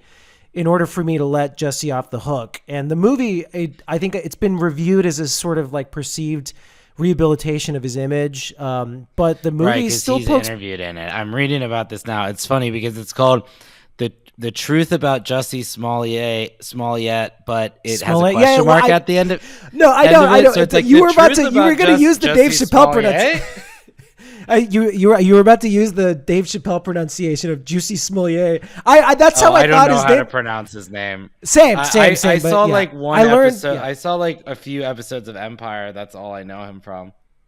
But he came from like a background of activism, and part of his defense was like, I wouldn't be my mother's son if, but sorry, it was like a remark in passing of just like, oh, his mom was, involved in civil rights activism, was a Black Panther.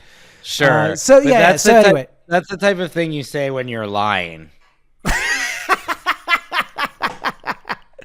I want you to see this doc. I'm of the camp that he probably did make it up, because there is like there's just a cringe factor about it that's like a fever pitch of the moment. I would assume so. I mean, like, I don't know. I tend to believe when there's smoke, there's fire on things like that. Like if it just seems too I don't know, convenient or just like it just doesn't seem to add up really. And when it involves actors doing like an about face, there's always going to be that element of doubt of like this person. So what you're saying is, if Tupac would have lived, he would have become the next Jussie? No, because I mean, allegedly Tupac didn't need to hire anybody I guess good to point, have beef against him. So I'll just leave it there. Yeah. But yeah. So eventually, the good guys win. Birdie is pissed that he loses and, tells his star player and gang member to kill Kyle. Shep saves him by jumping on him, and he gets shot. And then a plainclothes police officer, detective, shoots the shooter, and Birdie is killed in his club by another disgruntled person from the neighborhood as revenge for humiliating him. And in the end, Kyle gets, as you said, his scholarship, and there's a televised game where he hits the game-winning basket while, Shep is recovering, so he, lived. So, I mean, I think it's like, this movie works best when you think about it as like a sort of, sports drama, like in the vein of like, Hoosiers or various kind of like good guys win the game, and it's just kind of set in this particular milieu, like as opposed to a sort of like hard-hitting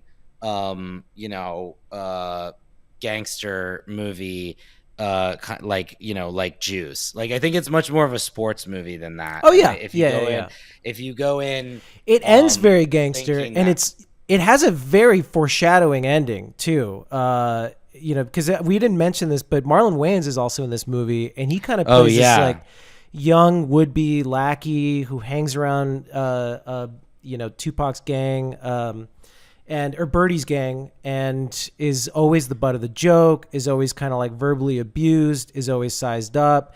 And at the end of the movie, it just ends with him Marlon marching right into that club, and while Tupac is just sitting down at a private table, with some girls and a bottle of champagne, just gets fucking shot. There's like multiple. I mean, this will be a thing that, and we can talk about this in Bullet too, but it is really weird to see this character die multiple times. He's always getting shot.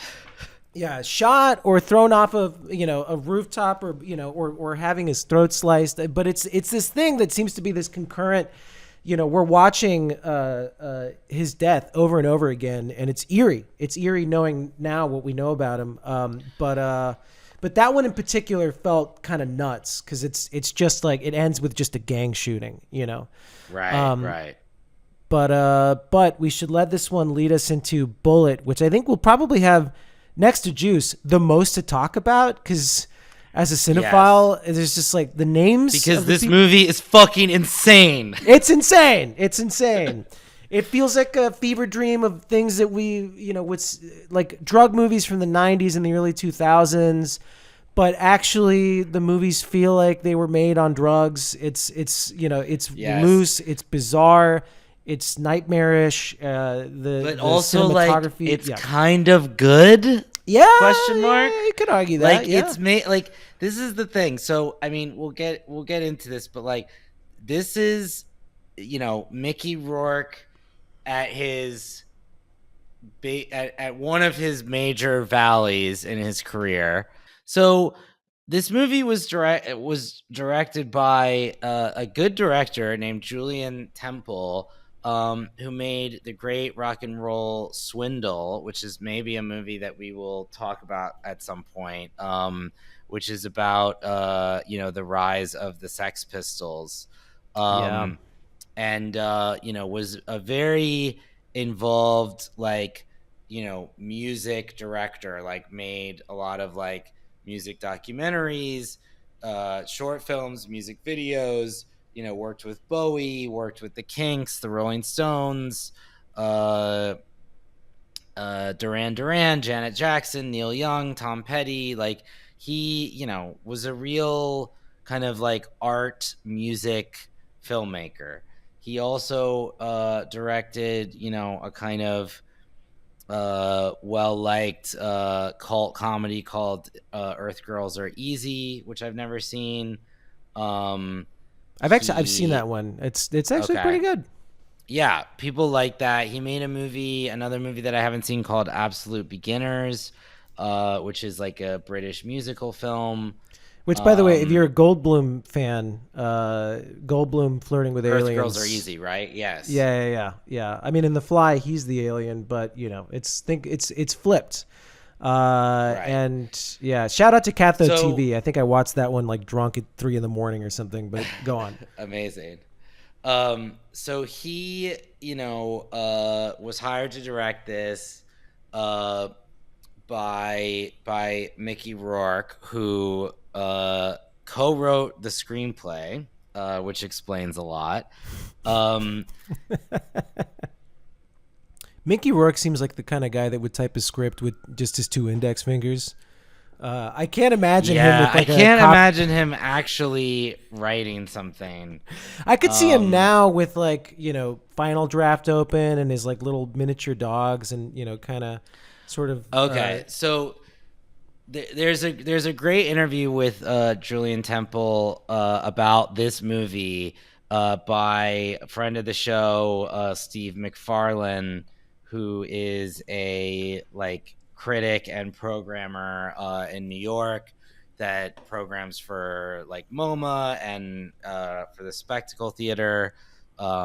Super cool guy, really smart, has great taste, and he has this very kind of specific long interview with Julian Temple about this that we can reference a little bit, but I'll just start by his sort of like reading his kind of like description of this movie. He says, "This movie has no cult. It had no cult. It had no subcultural predestination. Bullet came and went anonymously in 1996 with a dubious afterlife via video on demand.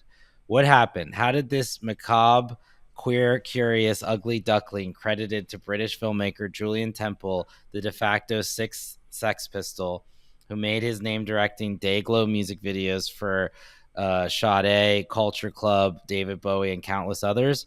Temple's previous features, the British coming-of-age musical Absolute Beginners and the American sci-fi romp Earth Girls Are Easy, both had a mischievous, sparkling pop sensibility. How did Julian find himself chasing rats and making Mickey Rourke look even more like a walking skeleton than thought possible, all on a grit-suited location in Giuliani's Brooklyn? I had to find out. Sly and hilarious, Julian was generous enough to heed the call with the caveat that he barely remembers making Bullet and indulged me in an hour-plus pisser of an interview, hopefully the first shot in a bigger resuscitation for this misunderstood, grand, gingled anti-classic. So, yeah, that's kind of how I went into wanting to watch this movie, and I think it does hold up it to that delivers. description. My counter description is that this movie feels like it was found in a Ziploc bag inside a Greyhound public toilet tank. Yes. It's like an You're right. impressionistic. It's Yeah. like you described it like I think you or I texted something where we were like, Josh Safdie has seen this movie.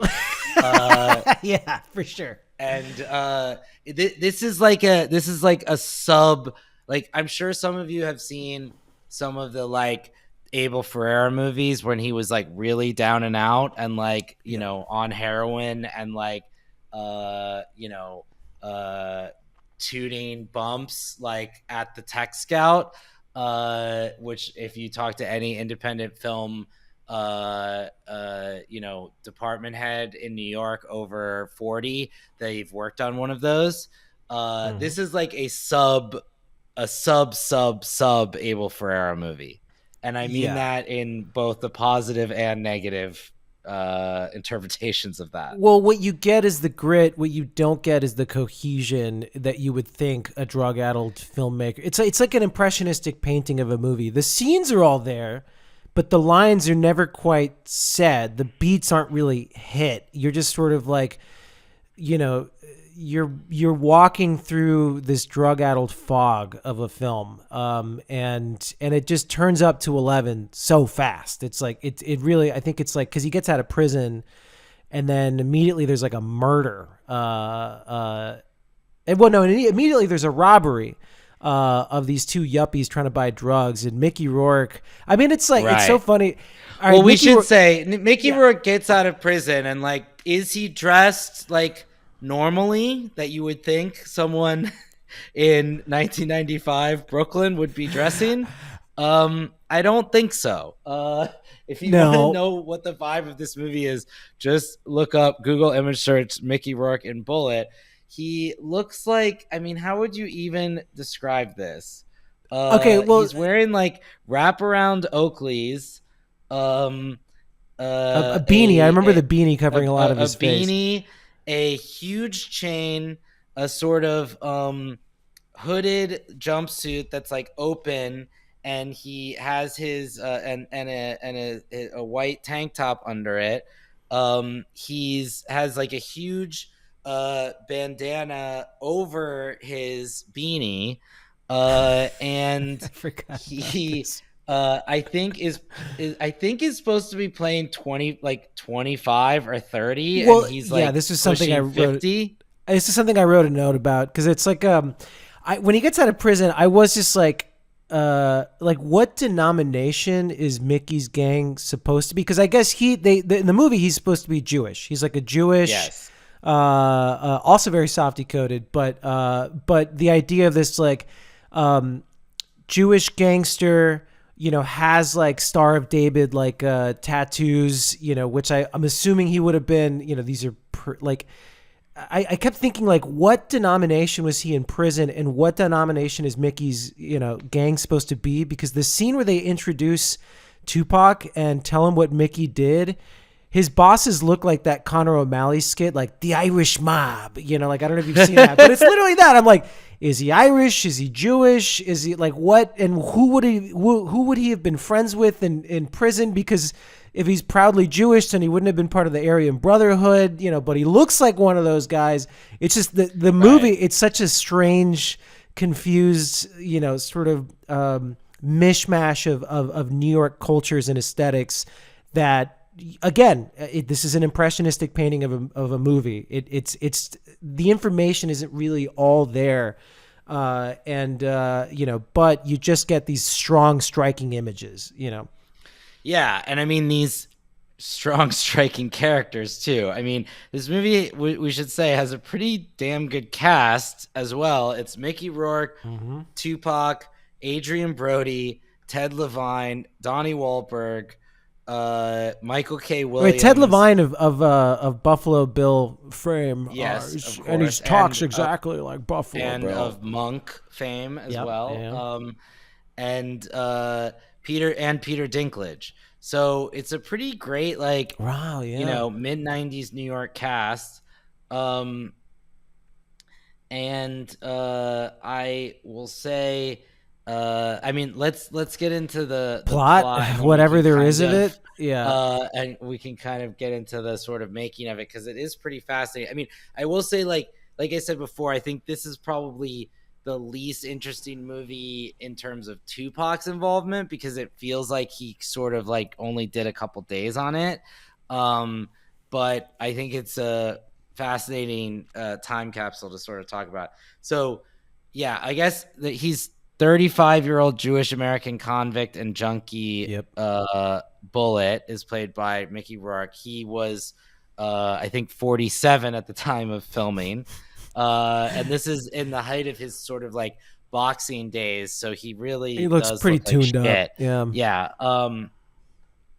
He's released from prison on parole after serving 8 years as an accomplice to a robbery, which was perpetrated by his friend, who's an Irish gangster named Paddy.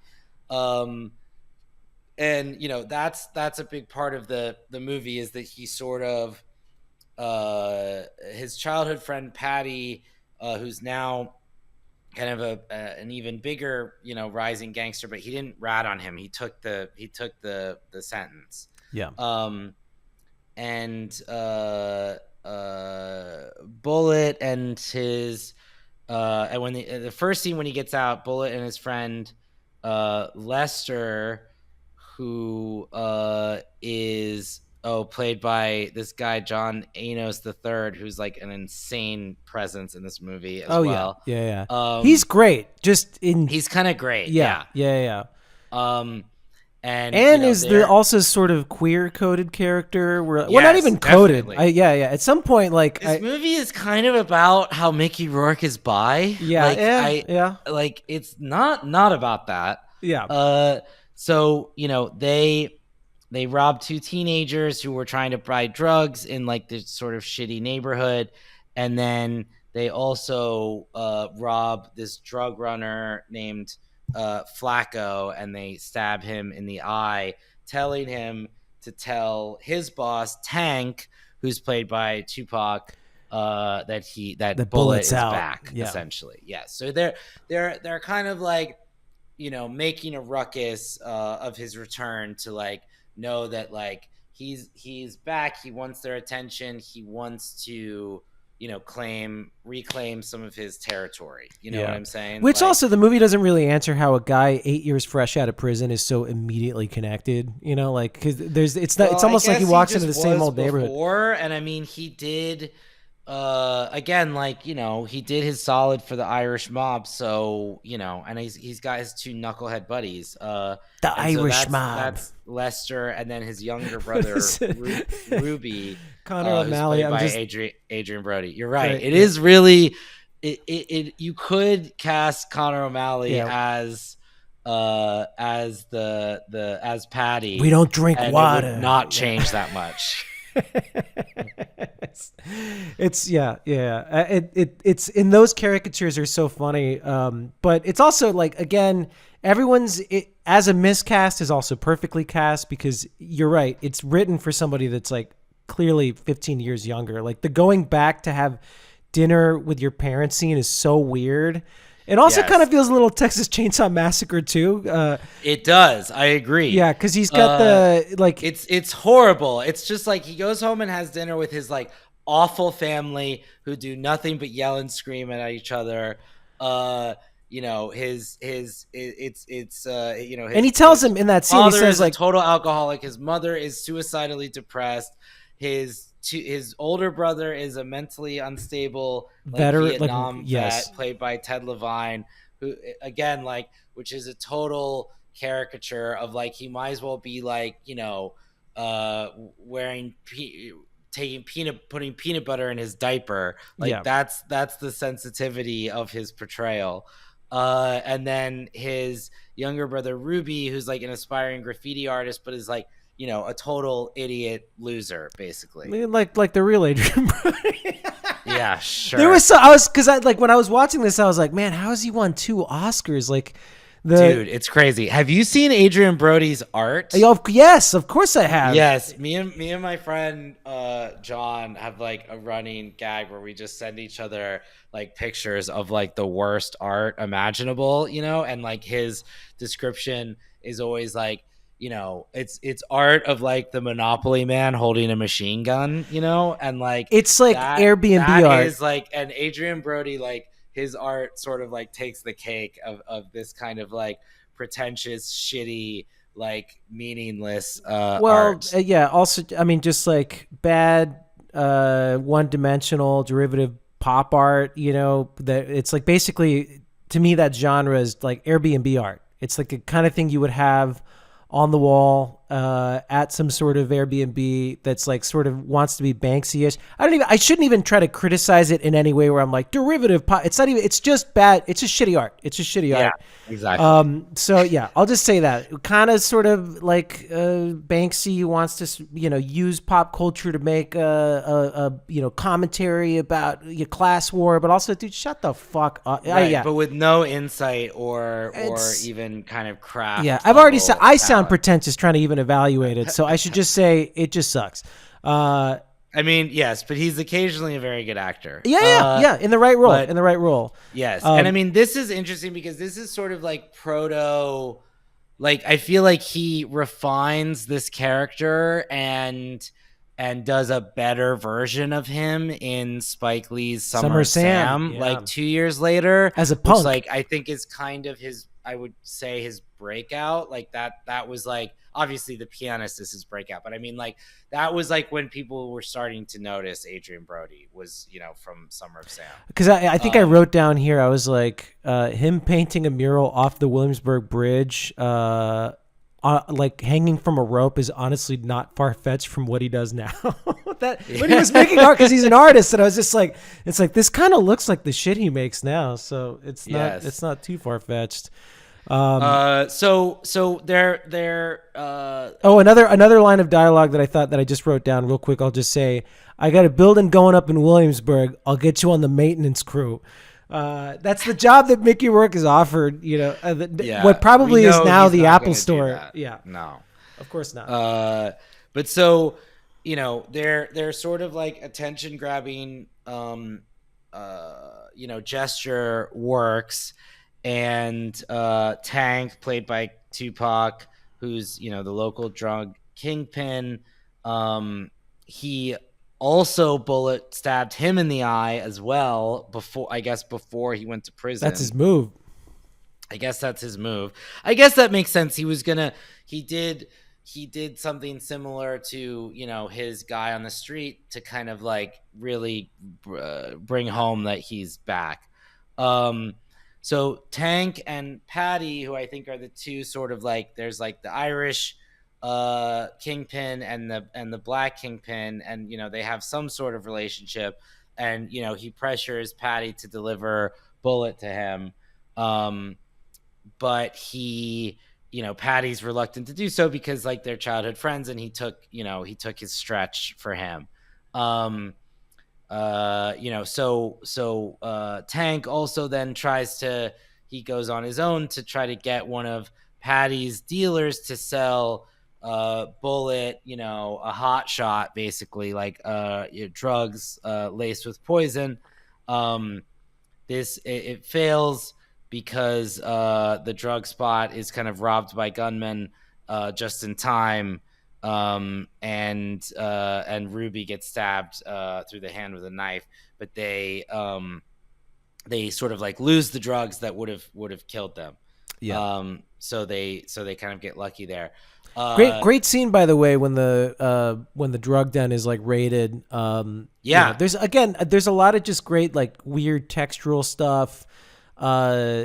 It definitely like it just like it feels color corrected to yellow. Like everything's just so like just looks like it's like urine soaked and probably shot on 16. It was tough to say with the rip that we watched because there's not really like a high quality transfer of this I can refer to. This is really only, I'm sure it was shot on 35, Okay. but there's really only like a DVD transfer of this. But like even in that, like it does have some undeniably beautiful images, especially during the like heroin montage, which as Steve mentioned, but I agreed, reminded me of like parts of Fassbinder's Querelle. Like it's like this montage of just sort of him like shirtless in like a dark void, and this even though Mickey Rourke like doesn't look great, like doesn't look super healthy in this movie, but like he is like a fascinating like body and face and being to watch and look at, like Sure. especially even because he's so damaged now. He's such a beautiful and such a beautiful man that like to see him sort of broken down is like really fascinating to look at. And like the filmmaker, he Julian Temple, like he knows that clearly and is sort of like reveling in it. So Bullet keeps himself occupied while by shooting heroin, and he robs his neighbor's house for jewelry. um they try to sell it to an Italian gangster. He's encouraging Ruby to follow his dreams, and then yeah, he has a deep friend to friend talk with Lester about their sort of closeted Yeah, homosexuality. yeah, yeah. I mean, um Rourke's character or Bullet seems more in tune because he's the one that points out, like, if you ever considered you're a homosexual. I forget exactly what the line is, but for context, Lester seems like he's supposed to be like some sort of lady killer who dresses very almost kind of like femme presenting. Like he's trying to be like a tough guy, but always wearing like leopard print and pink and tight shirts. yes. His performance of masculinity seems more about his own ego and sort of fetishizing himself, kind of like American Psycho in that scene where Patrick Bateman's like watching himself have sex with these prostitutes while he's flexing his Yeah. muscles. There's a lot of like him sort of admiring himself in the mirror, and I think there's a scene where he asks to like borrow a top or something, and I think it's like I forget exactly what, but yeah, I mean, the character clearly seems to either be closeted or nascently homosexual and doesn't realize it. And it's honestly like, I mean, the scene doesn't come out of nowhere, but it's just so matter of fact. And it almost infers that like, that Bullet's experiences in prison might also kind of give some Right. insight into this. Because even some of the way that some of the void Because stuff he's is very framed. non-judgmental about Yeah. it. Like Yeah. it is a heart to heart, and it does feel like he has experience as well. I agree. But it's funny because it also, as insightful as that scene is, it's played for laughs. It's definitely, I think, it seems like because Lester's such a caricature and just such an over the top character, that I think in the 90s when you're watching it and it's supposed to be like some tough guy movie, is just like, hey, maybe you're gay, or it comes off like a joke. But then weirdly, in the climax of the movie, you also see Lester again having like a threesome in the kitchen. It's so over the top and like Cinemax, but again, it's so fetishistic and it's so sort of inwardly driven that it's about him sort of almost like enjoying his own body, or enjoying being admired. Which those scenes do play for laughs. They're like some of the most ridiculous sex scenes I've seen in like a gangster flick. yes. Yeah. Bullet. It's And funny that we're talking so much about this movie and we're barely talking about Tupac because he's kind yes. of like of all the roles where he plays a heel, this being the grittiest movie, it's also like he's at his most unrealistic. Like he's a little cartoonish and also just sort of seems like a wimp, just or just keeps giving Bullet so many outs that like a real gangster would have just killed him the moment he got out of prison for blinding him like years prior. Right. There's a lot of hemming and hawing around it. Yeah. I Yeah. mean, it's also very much giving like that, like they had Tupac for 2 days, and like, so let's, Yeah. let's stick him in the car. He can do some monologuing, and then we'll also, have the one scene with him in the, The fight scene. parking lot or whatever. Yeah. Yeah. So I'm sure that's true. I mean, like, that's how these movies were made, and like it's he would have been, with his busy schedule, like needing to be sort of in and out of And the here. performance reflects that. It's not I his best. agree. It's not very. He's a much more interesting and nuanced kind of heel that in Above the Rim than in this. I would say. I don't think he like. I'm sure he like showed up and was like, "This set is fucking insane. I'm like getting out of here as soon as possible. Make half my scenes in the car, and then yeah, one night we'll shoot these two like parking lot scenes. Yeah. Yeah. Yeah. Um, I think I'll say that I will say that Julian Temple talks about. Well, hold on. Let's finish the plot here, because there's some good Julian Temple quotes about the origins of this movie, Mickey Rourke on it, and also working with Tupac. But basically, like, Tank keeps trying to sort of like play these different gang factions against each other, and keeps trying to go after Bullet. There's some henchmen are killed. There's gunfire back and forth.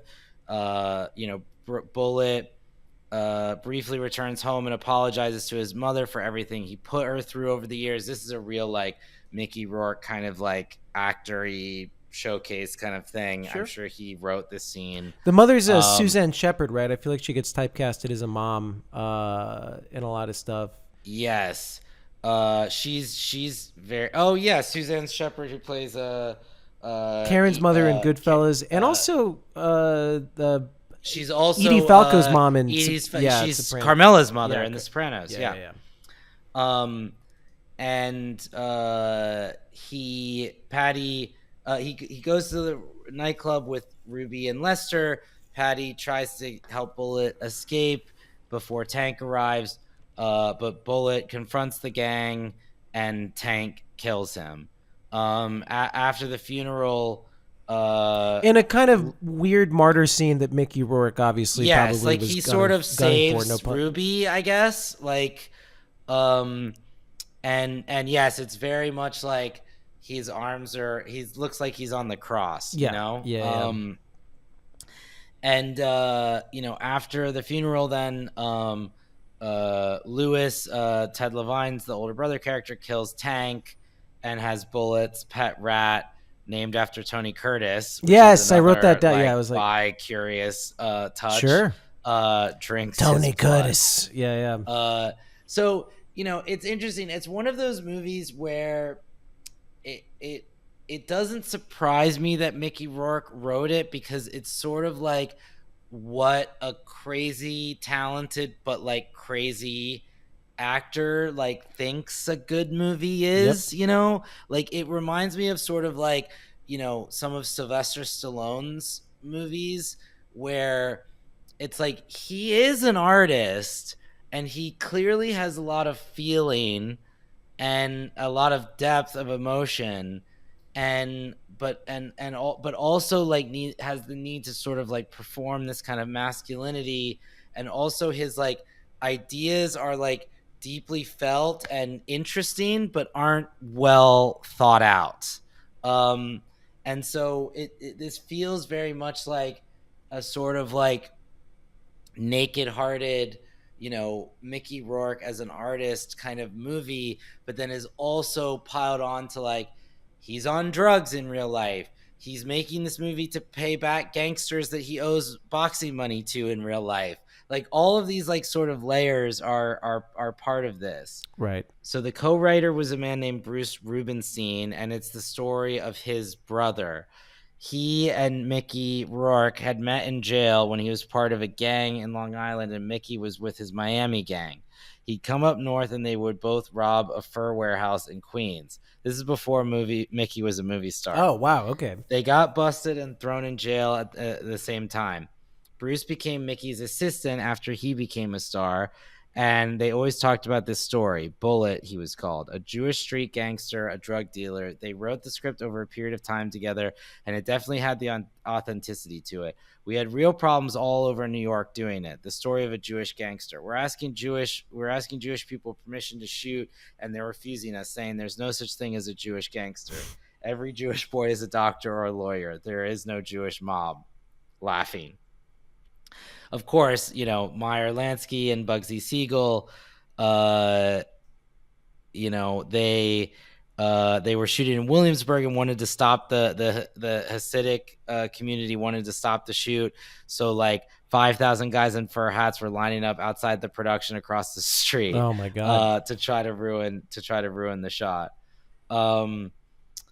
And it was very difficult working with Mickey because every night when we would wrap, he had to go eat dinner with the mafia guys who were financing the movie. Wow. He couldn't do what the rest of the crew did, go out, get into New York City, go out with models or whatever he normally do. He couldn't be Mickey Rourke because he was paying his dues in South Brooklyn, and he got more and more depressed because they wouldn't let him do anything else really. He was staying at the Plaza when it was still a hotel. He'd come back I don't know what that means. It still is. Yeah. He'd come back wanting to kill himself.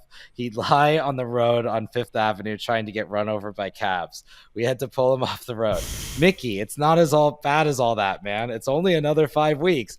A lot of times he would turn up. He wouldn't turn up until 4 p.m. Very, very pressurized. Tupac was the one who kept him behaving vaguely. And Tupac's reputation at the time was such that Mickey was no longer the baddest guy on set. Wow. It was very low budget. That's clear. Let's see. Here's some other funny stuff. I was taken around by the location guys all around Brooklyn, Bed-Stuy, all over the place, Coney Island. I'd be saying, wow, stop, that restaurant looks great, let's shoot there. Like an old 50s type mafia reference. Nah, man, you can't shoot there, you got to shoot here, Vinny's place. I'm like, what? You're the location guy, but I'm the fucking director. No, you shoot where we say you shoot. Wow. So like, yeah, I mean, all of these crazy stories. One of the first scenes we shot with Tupac was a drug deal in a black housing project. We were setting up, and the mafia guys who were helping set up all the lights. It was just getting dark, and suddenly gunfire rings out, shooting the lights out from the roof of the projects. Get the fuck out, all that stuff. These kids on the roof were objecting to us taking over their space. Well, the next thing I hear is tires screeching. The mafia guys were the first out of there. The security was bullocks, mate. So I'm banging on Tupac's trailer. Come out, man. It's getting a bit weird out here. I'm not ready yet, man. You hear that gunshot? You're joking. Finally comes out. Look, it's me, Tupac. They're like, fuck off. More gunshots. Fuck off, Tupac. They didn't believe it was him. Tupac kind of started rapping to prove it's him. And in the end, they realized he was the real deal. So they came downstairs. So it was that kind of shoot. Holy shit, man. Crazy. That sounds fucking wild. He said, and then this is the last thing he'll say about Tupac. He was both famous and infamous on a huge scale. We were looking for a guy, and some casting agents suggested him. I didn't know quite how it happened, but he agreed to meet me, and I met him downtown at some big restaurant in the afternoon. It was really empty. He was very keen. He auditioned by doing Shakespeare to me. I'm like, this guy is amazing, and he was a wonderful guy. Nice. Yeah, he talks about how he kind of had a bad reputation. There's some other, stuff in his Wikipedia about some bad behavior on some, music video shoots. Sure. And he was apparently fired from Menace to Society, and after allegedly assaulting Alan Hughes on set. But Julian Temple had a fine time working with him and said he was a total professional and thought he was great. Nice. So Tupac seems like good. he would be game for that kind of shoot, where yes. yeah. I mean, it's definitely it sounds like some only in New York. It's almost like the movie that Christopher from The Sopranos would have. Remember, like the first. Yes, exactly. It's the kind of movie that Christopher would have made. Just imagining mob guys setting up lights. Cleaver. Yeah. Yes, I mean, it's definitely one of those movies where nowadays there'd be like, 8 of the supporting cast of The Sopranos are in this movie. Yes. Yeah. But yes, it's definitely worth seeking out. And yeah, definitely read. I'll shout it out again, but Steve McFarlane's interview with Julian Temple, which is on something called Element X Cinema, is a Substack, but it's really good, really well written, really insightful about like the sort of insane Wild West of like New York independent filmmaking in the 90s. Nice. Which, by the way, just a very quick side note, I finally watched Catch Fire as to your recommendation. Oh, yeah. Starring Crazy movie, soprano right? regular Tony Sirico. But yeah, I will also, how did you know that this would be a completely Alan kind of movie where, you know, you've got the protagonist is like a hitman that plays a saxophone in a fucking double-breasted suit. And I love that he's literally saxophoning to the score, you know, and it's a hitman who falls in love with his mark. And Dean Stockwell is like and John Turturro and Joe Pesci are the villains, and Yeah. Tony Sirico, like, it's, yeah. Fred It's Ward not and Jodie Foster's in it. Yeah. Vincent Price is in it. Vincent, It's that an was the insane craziest. movie. Vincent Price is an old mob boss. Anyway, if you love Dennis Hopper, see that movie. But okay, we should get to our final film here. Not final. We have two more, man. So we might have to take a break. I don't know, but we have Gridlock'd and Gang Related. Let me see. Oh God. Okay. Yeah. No, you're right. You're right. I'm an idiot. I was confusing Gridlock'd. Dude, I completely forgot about this one. Yes. You kind of liked Gridlock'd. I did. It's the opening is so Tarantino'd out.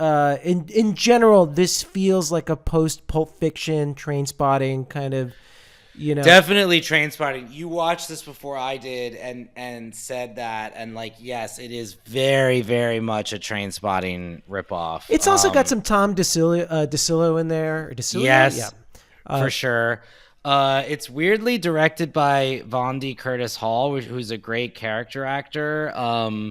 From, you know, was on Chicago Hope for a long time, but he's in like Passion Fish and Eve's Bayou and Crooklyn and Romeo and Juliet. And then weirdly directed this and Glitter.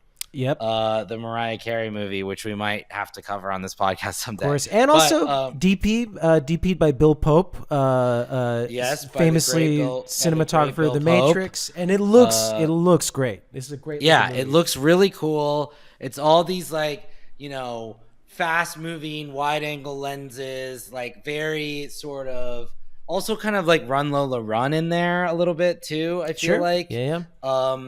And this stars Tupac Shakur and Tim Roth as two junkie heroin addicts in Detroit. It's kind of like a buddy comedy, sort of. Yeah, it's like about like two knuckleheads who are like trying to score and they get in over their head. And it definitely has like a sort of, you know, wacky comic energy, even though it's about like really dark things.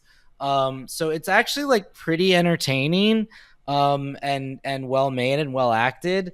And it's basically about this sort of like bureaucracy of, you know, them trying to get basically healthcare. They're trying to get healthcare, and they're trying to get basically on methadone so they can get clean. And it's just like all of the rigmarole that's involved in that. So it has some like social commentary as well. Like it's kind of a good underrated little movie. I thought so too. So too. I mean, it's working with some good themes, like, you know, it's addiction, bureaucracy, death. But my only criticism of it is that it does often feel a little underwritten, and at times there's just some lazy storytelling, like the way that they connect, you know, certain plot points. And I think that there's elements of it that rely too much on like blind luck and chance, and like maybe a couple of comedic bits that don't really go anywhere. But I think that it does a lot of this kind of like, it's the kind of stuff that movies like Go do, you know, where it's like, oh, yeah, Go is a very good. What are the chances that these characters would run into each other in this environment, and that all these stories are strangely connected? Like, it's a product of its era, despite the fact that it's got some really great talent. You know, I mean, also you've got Lucy Liu, Tom Wright. Thandie Newton, who's from kind of like Mission the third Impossible lead. 2. Yeah. Tandy Newton, sorry. Yeah. And Deborah Wilson from Mad TV for you Mad TV fanatics out there. John Sayles does a cameo as cop number 1. Yeah. So that's fun. I guess because the director's in Passion Fish, which is a great movie, great John Sayles movie if you've never seen it. Oh yeah. But yeah, so these guys, Stretch and Spoon. Stretch is Tim Roth and Tupac is Spoon, and then Cookie is Tandy Newton, who's like the singer. They're all heroin addicts. They're all kind of in some sort of like jazzy, like Mazzy Star meets Sade sort of band or something. You know, right? That's what makes them cool junkies. Is that they're also like and they're hot. I mean, it's like 3 hot people. Totally. And I guess in like a trip hop Tandy jazz Newton, band, man, like holy shit, like she my looks god, incredible. humana, Oh, yeah. respectfully, but like holy shit. And she's kind of the one that sets things off in motion because the movie starts with her ODing, and exactly. it's and I mean her and it's sort of like her and Tupac are the ones that are like dating, right? But like her and Tim Roth have like a little bit of a thing. There's right? a sort of a love triangle kind of thing. Yeah. But Tim Roth also would be like the funny third wheel, and it felt like just sort of a strange love triangle, but also friends, but also bandmates. It's very 90s, very loose, Yes. But it's so the movie basically opens with her overdosing, which is also not how ODs work, because the comical part of it is that they're just trying to get her to the hospital, and it seems like it takes like multiple hours to figure out a way. Like cabs won't pick them up, and unless she just slipped into a coma, that element of it is just like, again, a problem with a lot of these movies is just like written by people that probably never did drugs but thought it was cool, and there's just a lot of that, like that's not a thing. Yeah, it's sort of being part, like it's sort of like wanting to be part of a trend or a scene, but like not really living it. Yeah, and it's both. Well, it's funny because Bullet also has like just a lot of white guys saying the N-word. Enough times that would make Tarantino blush. Yeah. But this one has a very Tarantino scene where it's like the obligatory like black guy telling cool white guy to stop saying the N-word, even though he thinks it's a term of endearment. Bokeem, but yes, and we should say that Bokeem Woodbine, the great Bokeem Woodbine, dude, yeah, plays. He's great in this, even though he's not in it for really long. Great. Yeah, plays a drug dealer that they clash with. Cassie Lemons, the great Cassie Lemons, who directed Eve's Bayou and is in The Silence of the Lambs, is also in this. So some really nice cameos. Oh, speaking of Tarantino, I wrote down that there's a Pulp Fiction poster in the background of this movie, and I just recently watched, it was on Criterion Channel, but Gross Point Blank, which literally has a giant promotional cutout of Pulp Fiction in a shootout scene, which it's just like the fact that they wore it on their sleeves, that they were just trying to make Pulp Fiction derivatives in this like 4-year span is so nuts to me. But I mean, I just think it was that ubiquitous that they just like wanted to kind of do it. So basically, like it just it's these two sort of knuckleheads are just going through increasing lengths to try to get healthcare and to get on methadone so they can get clean, so they can get jobs, so they can get out of this sort of cycle. Because they want to stop using after their girlfriend OD'd, but then like they have drug dealers after them, they have cops after them, so it's like one of those kind of comedies where just like everything starts escalating as they're like as they're getting more and more desperate, and their sort of adversaries are multiplying and getting closer and closer.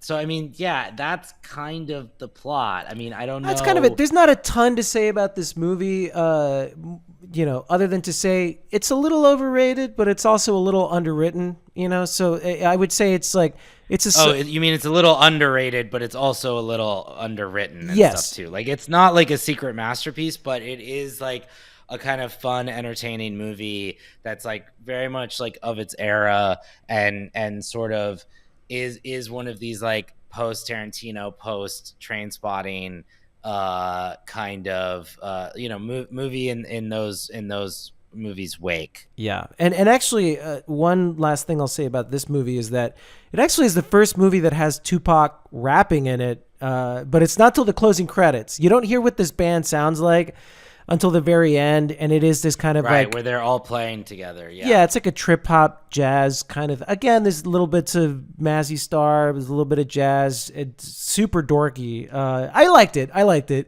It's always hard when you're writing music for a movie and it's supposed to, in this universe, this is like a really cool song or a really cool concert.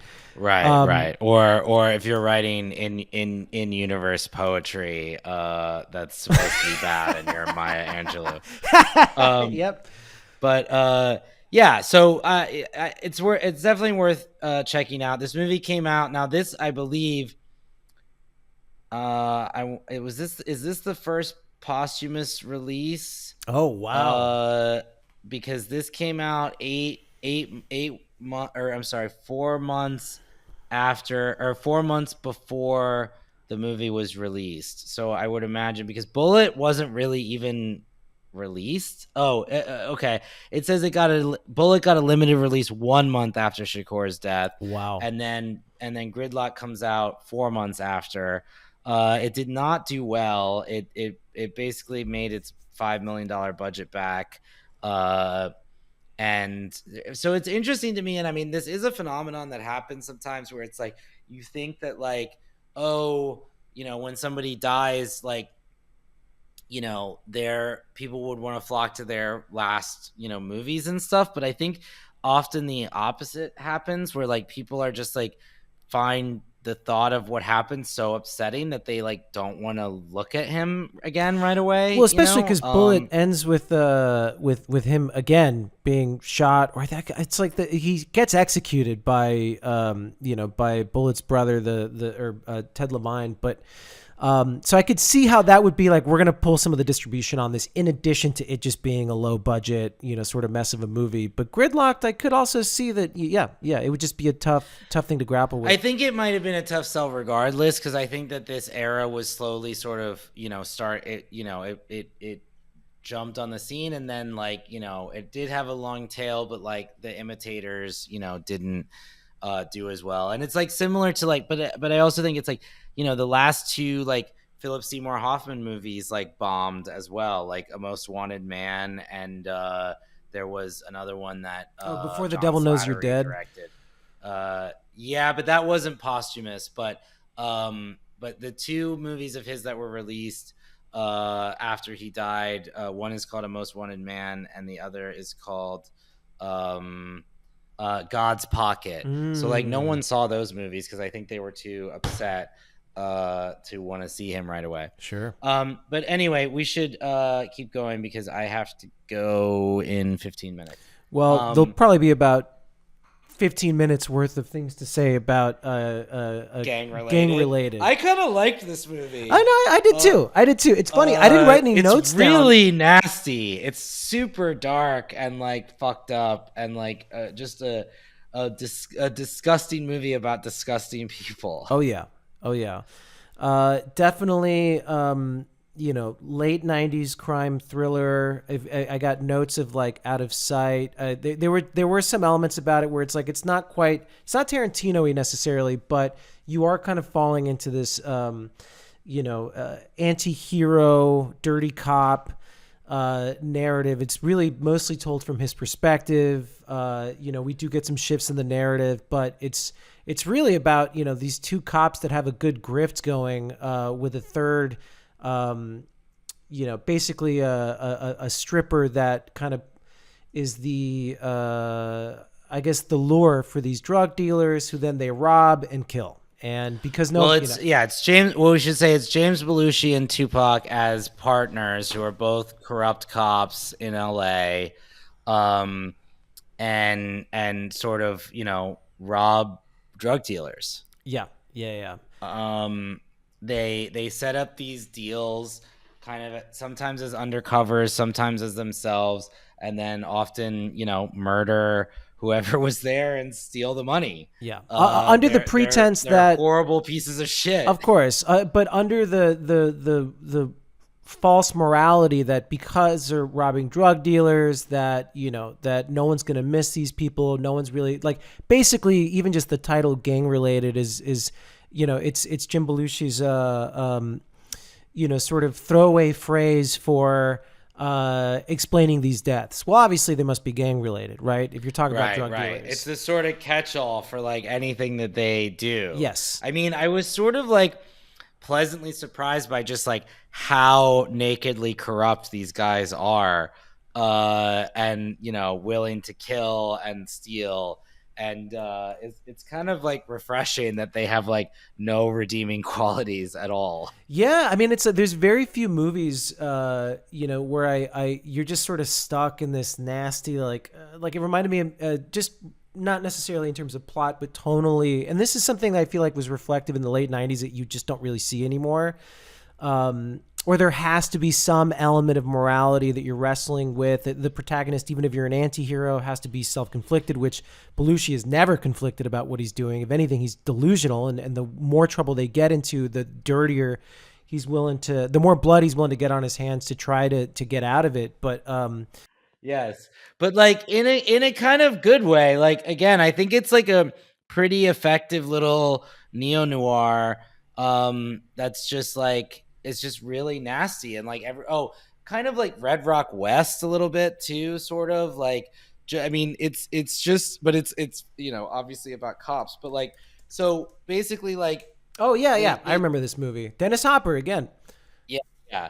So they play Belushi and Tupac play detectives Da Vinci and Rodriguez.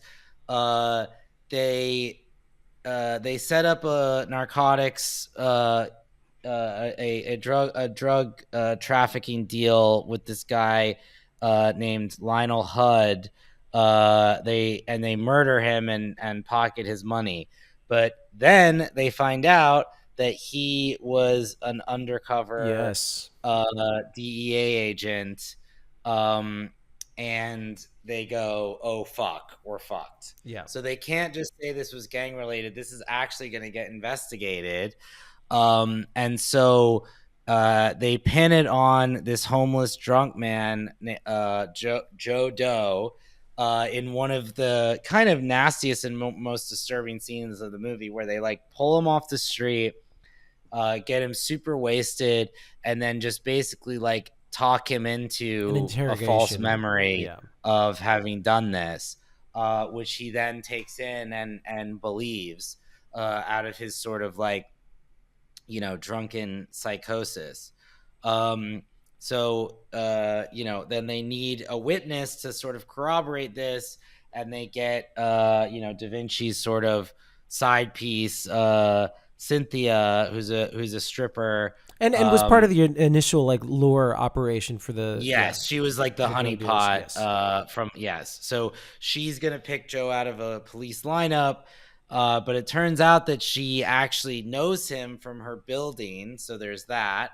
And then the other twist, and this is funny because it kind of reminded me of another movie we covered, the Cher movie Suspect, which also has Dennis Quaid. But in this, Dennis Quaid is the homeless man with a more respectable past. And in Suspect, it's Liam Neeson. Yeah. But it turns out in a wild and kind of ridiculous coincidence that Joe is actually this guy named William McCall, who's a physician hailing from a wealthy family who's been missing and presumed dead. Now they get like hardcore expensive lawyers to defend him, and as he like resurfaces and people figure out who he is. Da Vinci realizes with every dumb decision he makes, they're more and more fucked. And Rodriguez, Tupac is basically like, I mean, it's not even like the comedian and the straight man, but there is just the person that still has some connection with reality. That's just like, dude, how the fuck are we going to get out of this? And he's just like, I got it. All we got to do is this. And it always seems so easy. And he's just like going forward. Yeah. Like he he always has a new scheme, and I think Tupac is getting more and more desperate and sort of depressed as well, because it's like a lot of these, it involves doing more and more worse shit, and then Rodriguez and Da Vinci start not trusting each other. Yep.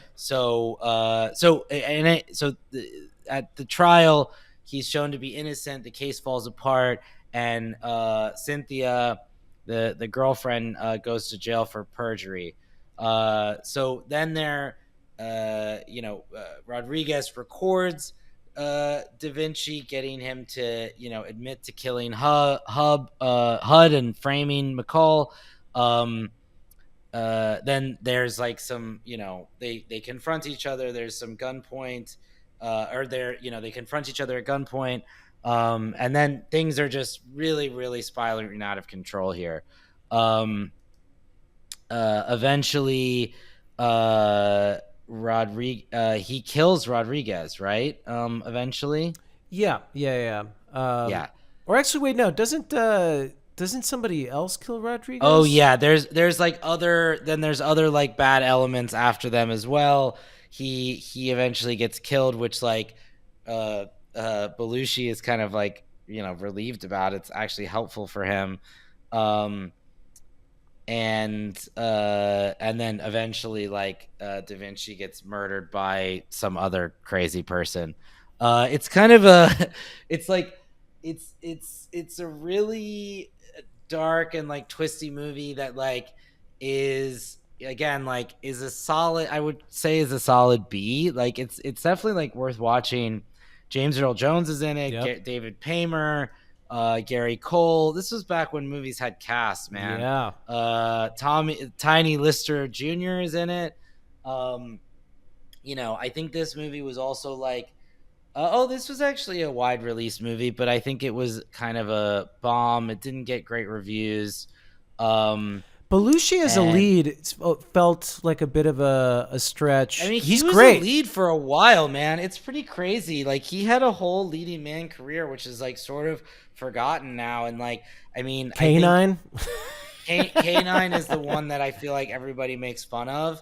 But if some of his other movies are like this, like I'd watch them. I mean, I think he was also kind of notoriously a piece of shit. Sure. But like, and then he came back and was really good in Twin Peaks: The Return, which was fun to see. I would say, sort of just like wrapping up here, that like I really think that Tupac, through these movies showed a lot of range and a lot of depth, and like had he lived, I totally could have seen him becoming like a pretty significant actor.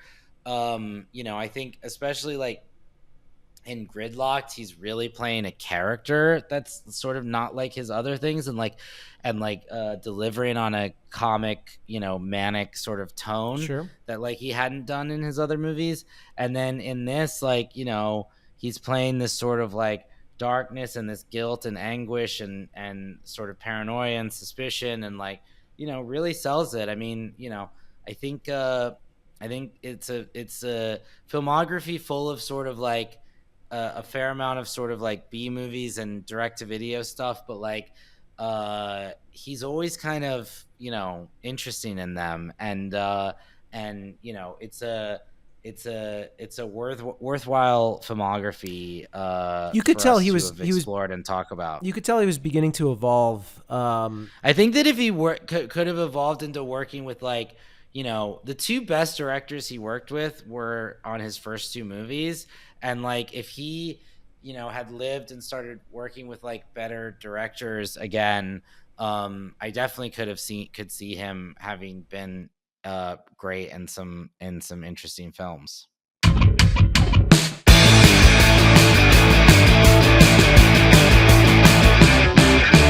Thanks for listening to This Podcast Should Be Played Loud, created, produced, and hosted by Chad Harbold and Alan Palomo. Please remember to rate, review, and follow on your favorite podcast platform, and keep up to date on new free and bonus episodes at patreon.com/thispodcastshouldbeplayedloud. Our artwork is by Robert Beatty, and special thanks to Marie Barty and Jorge Palomo.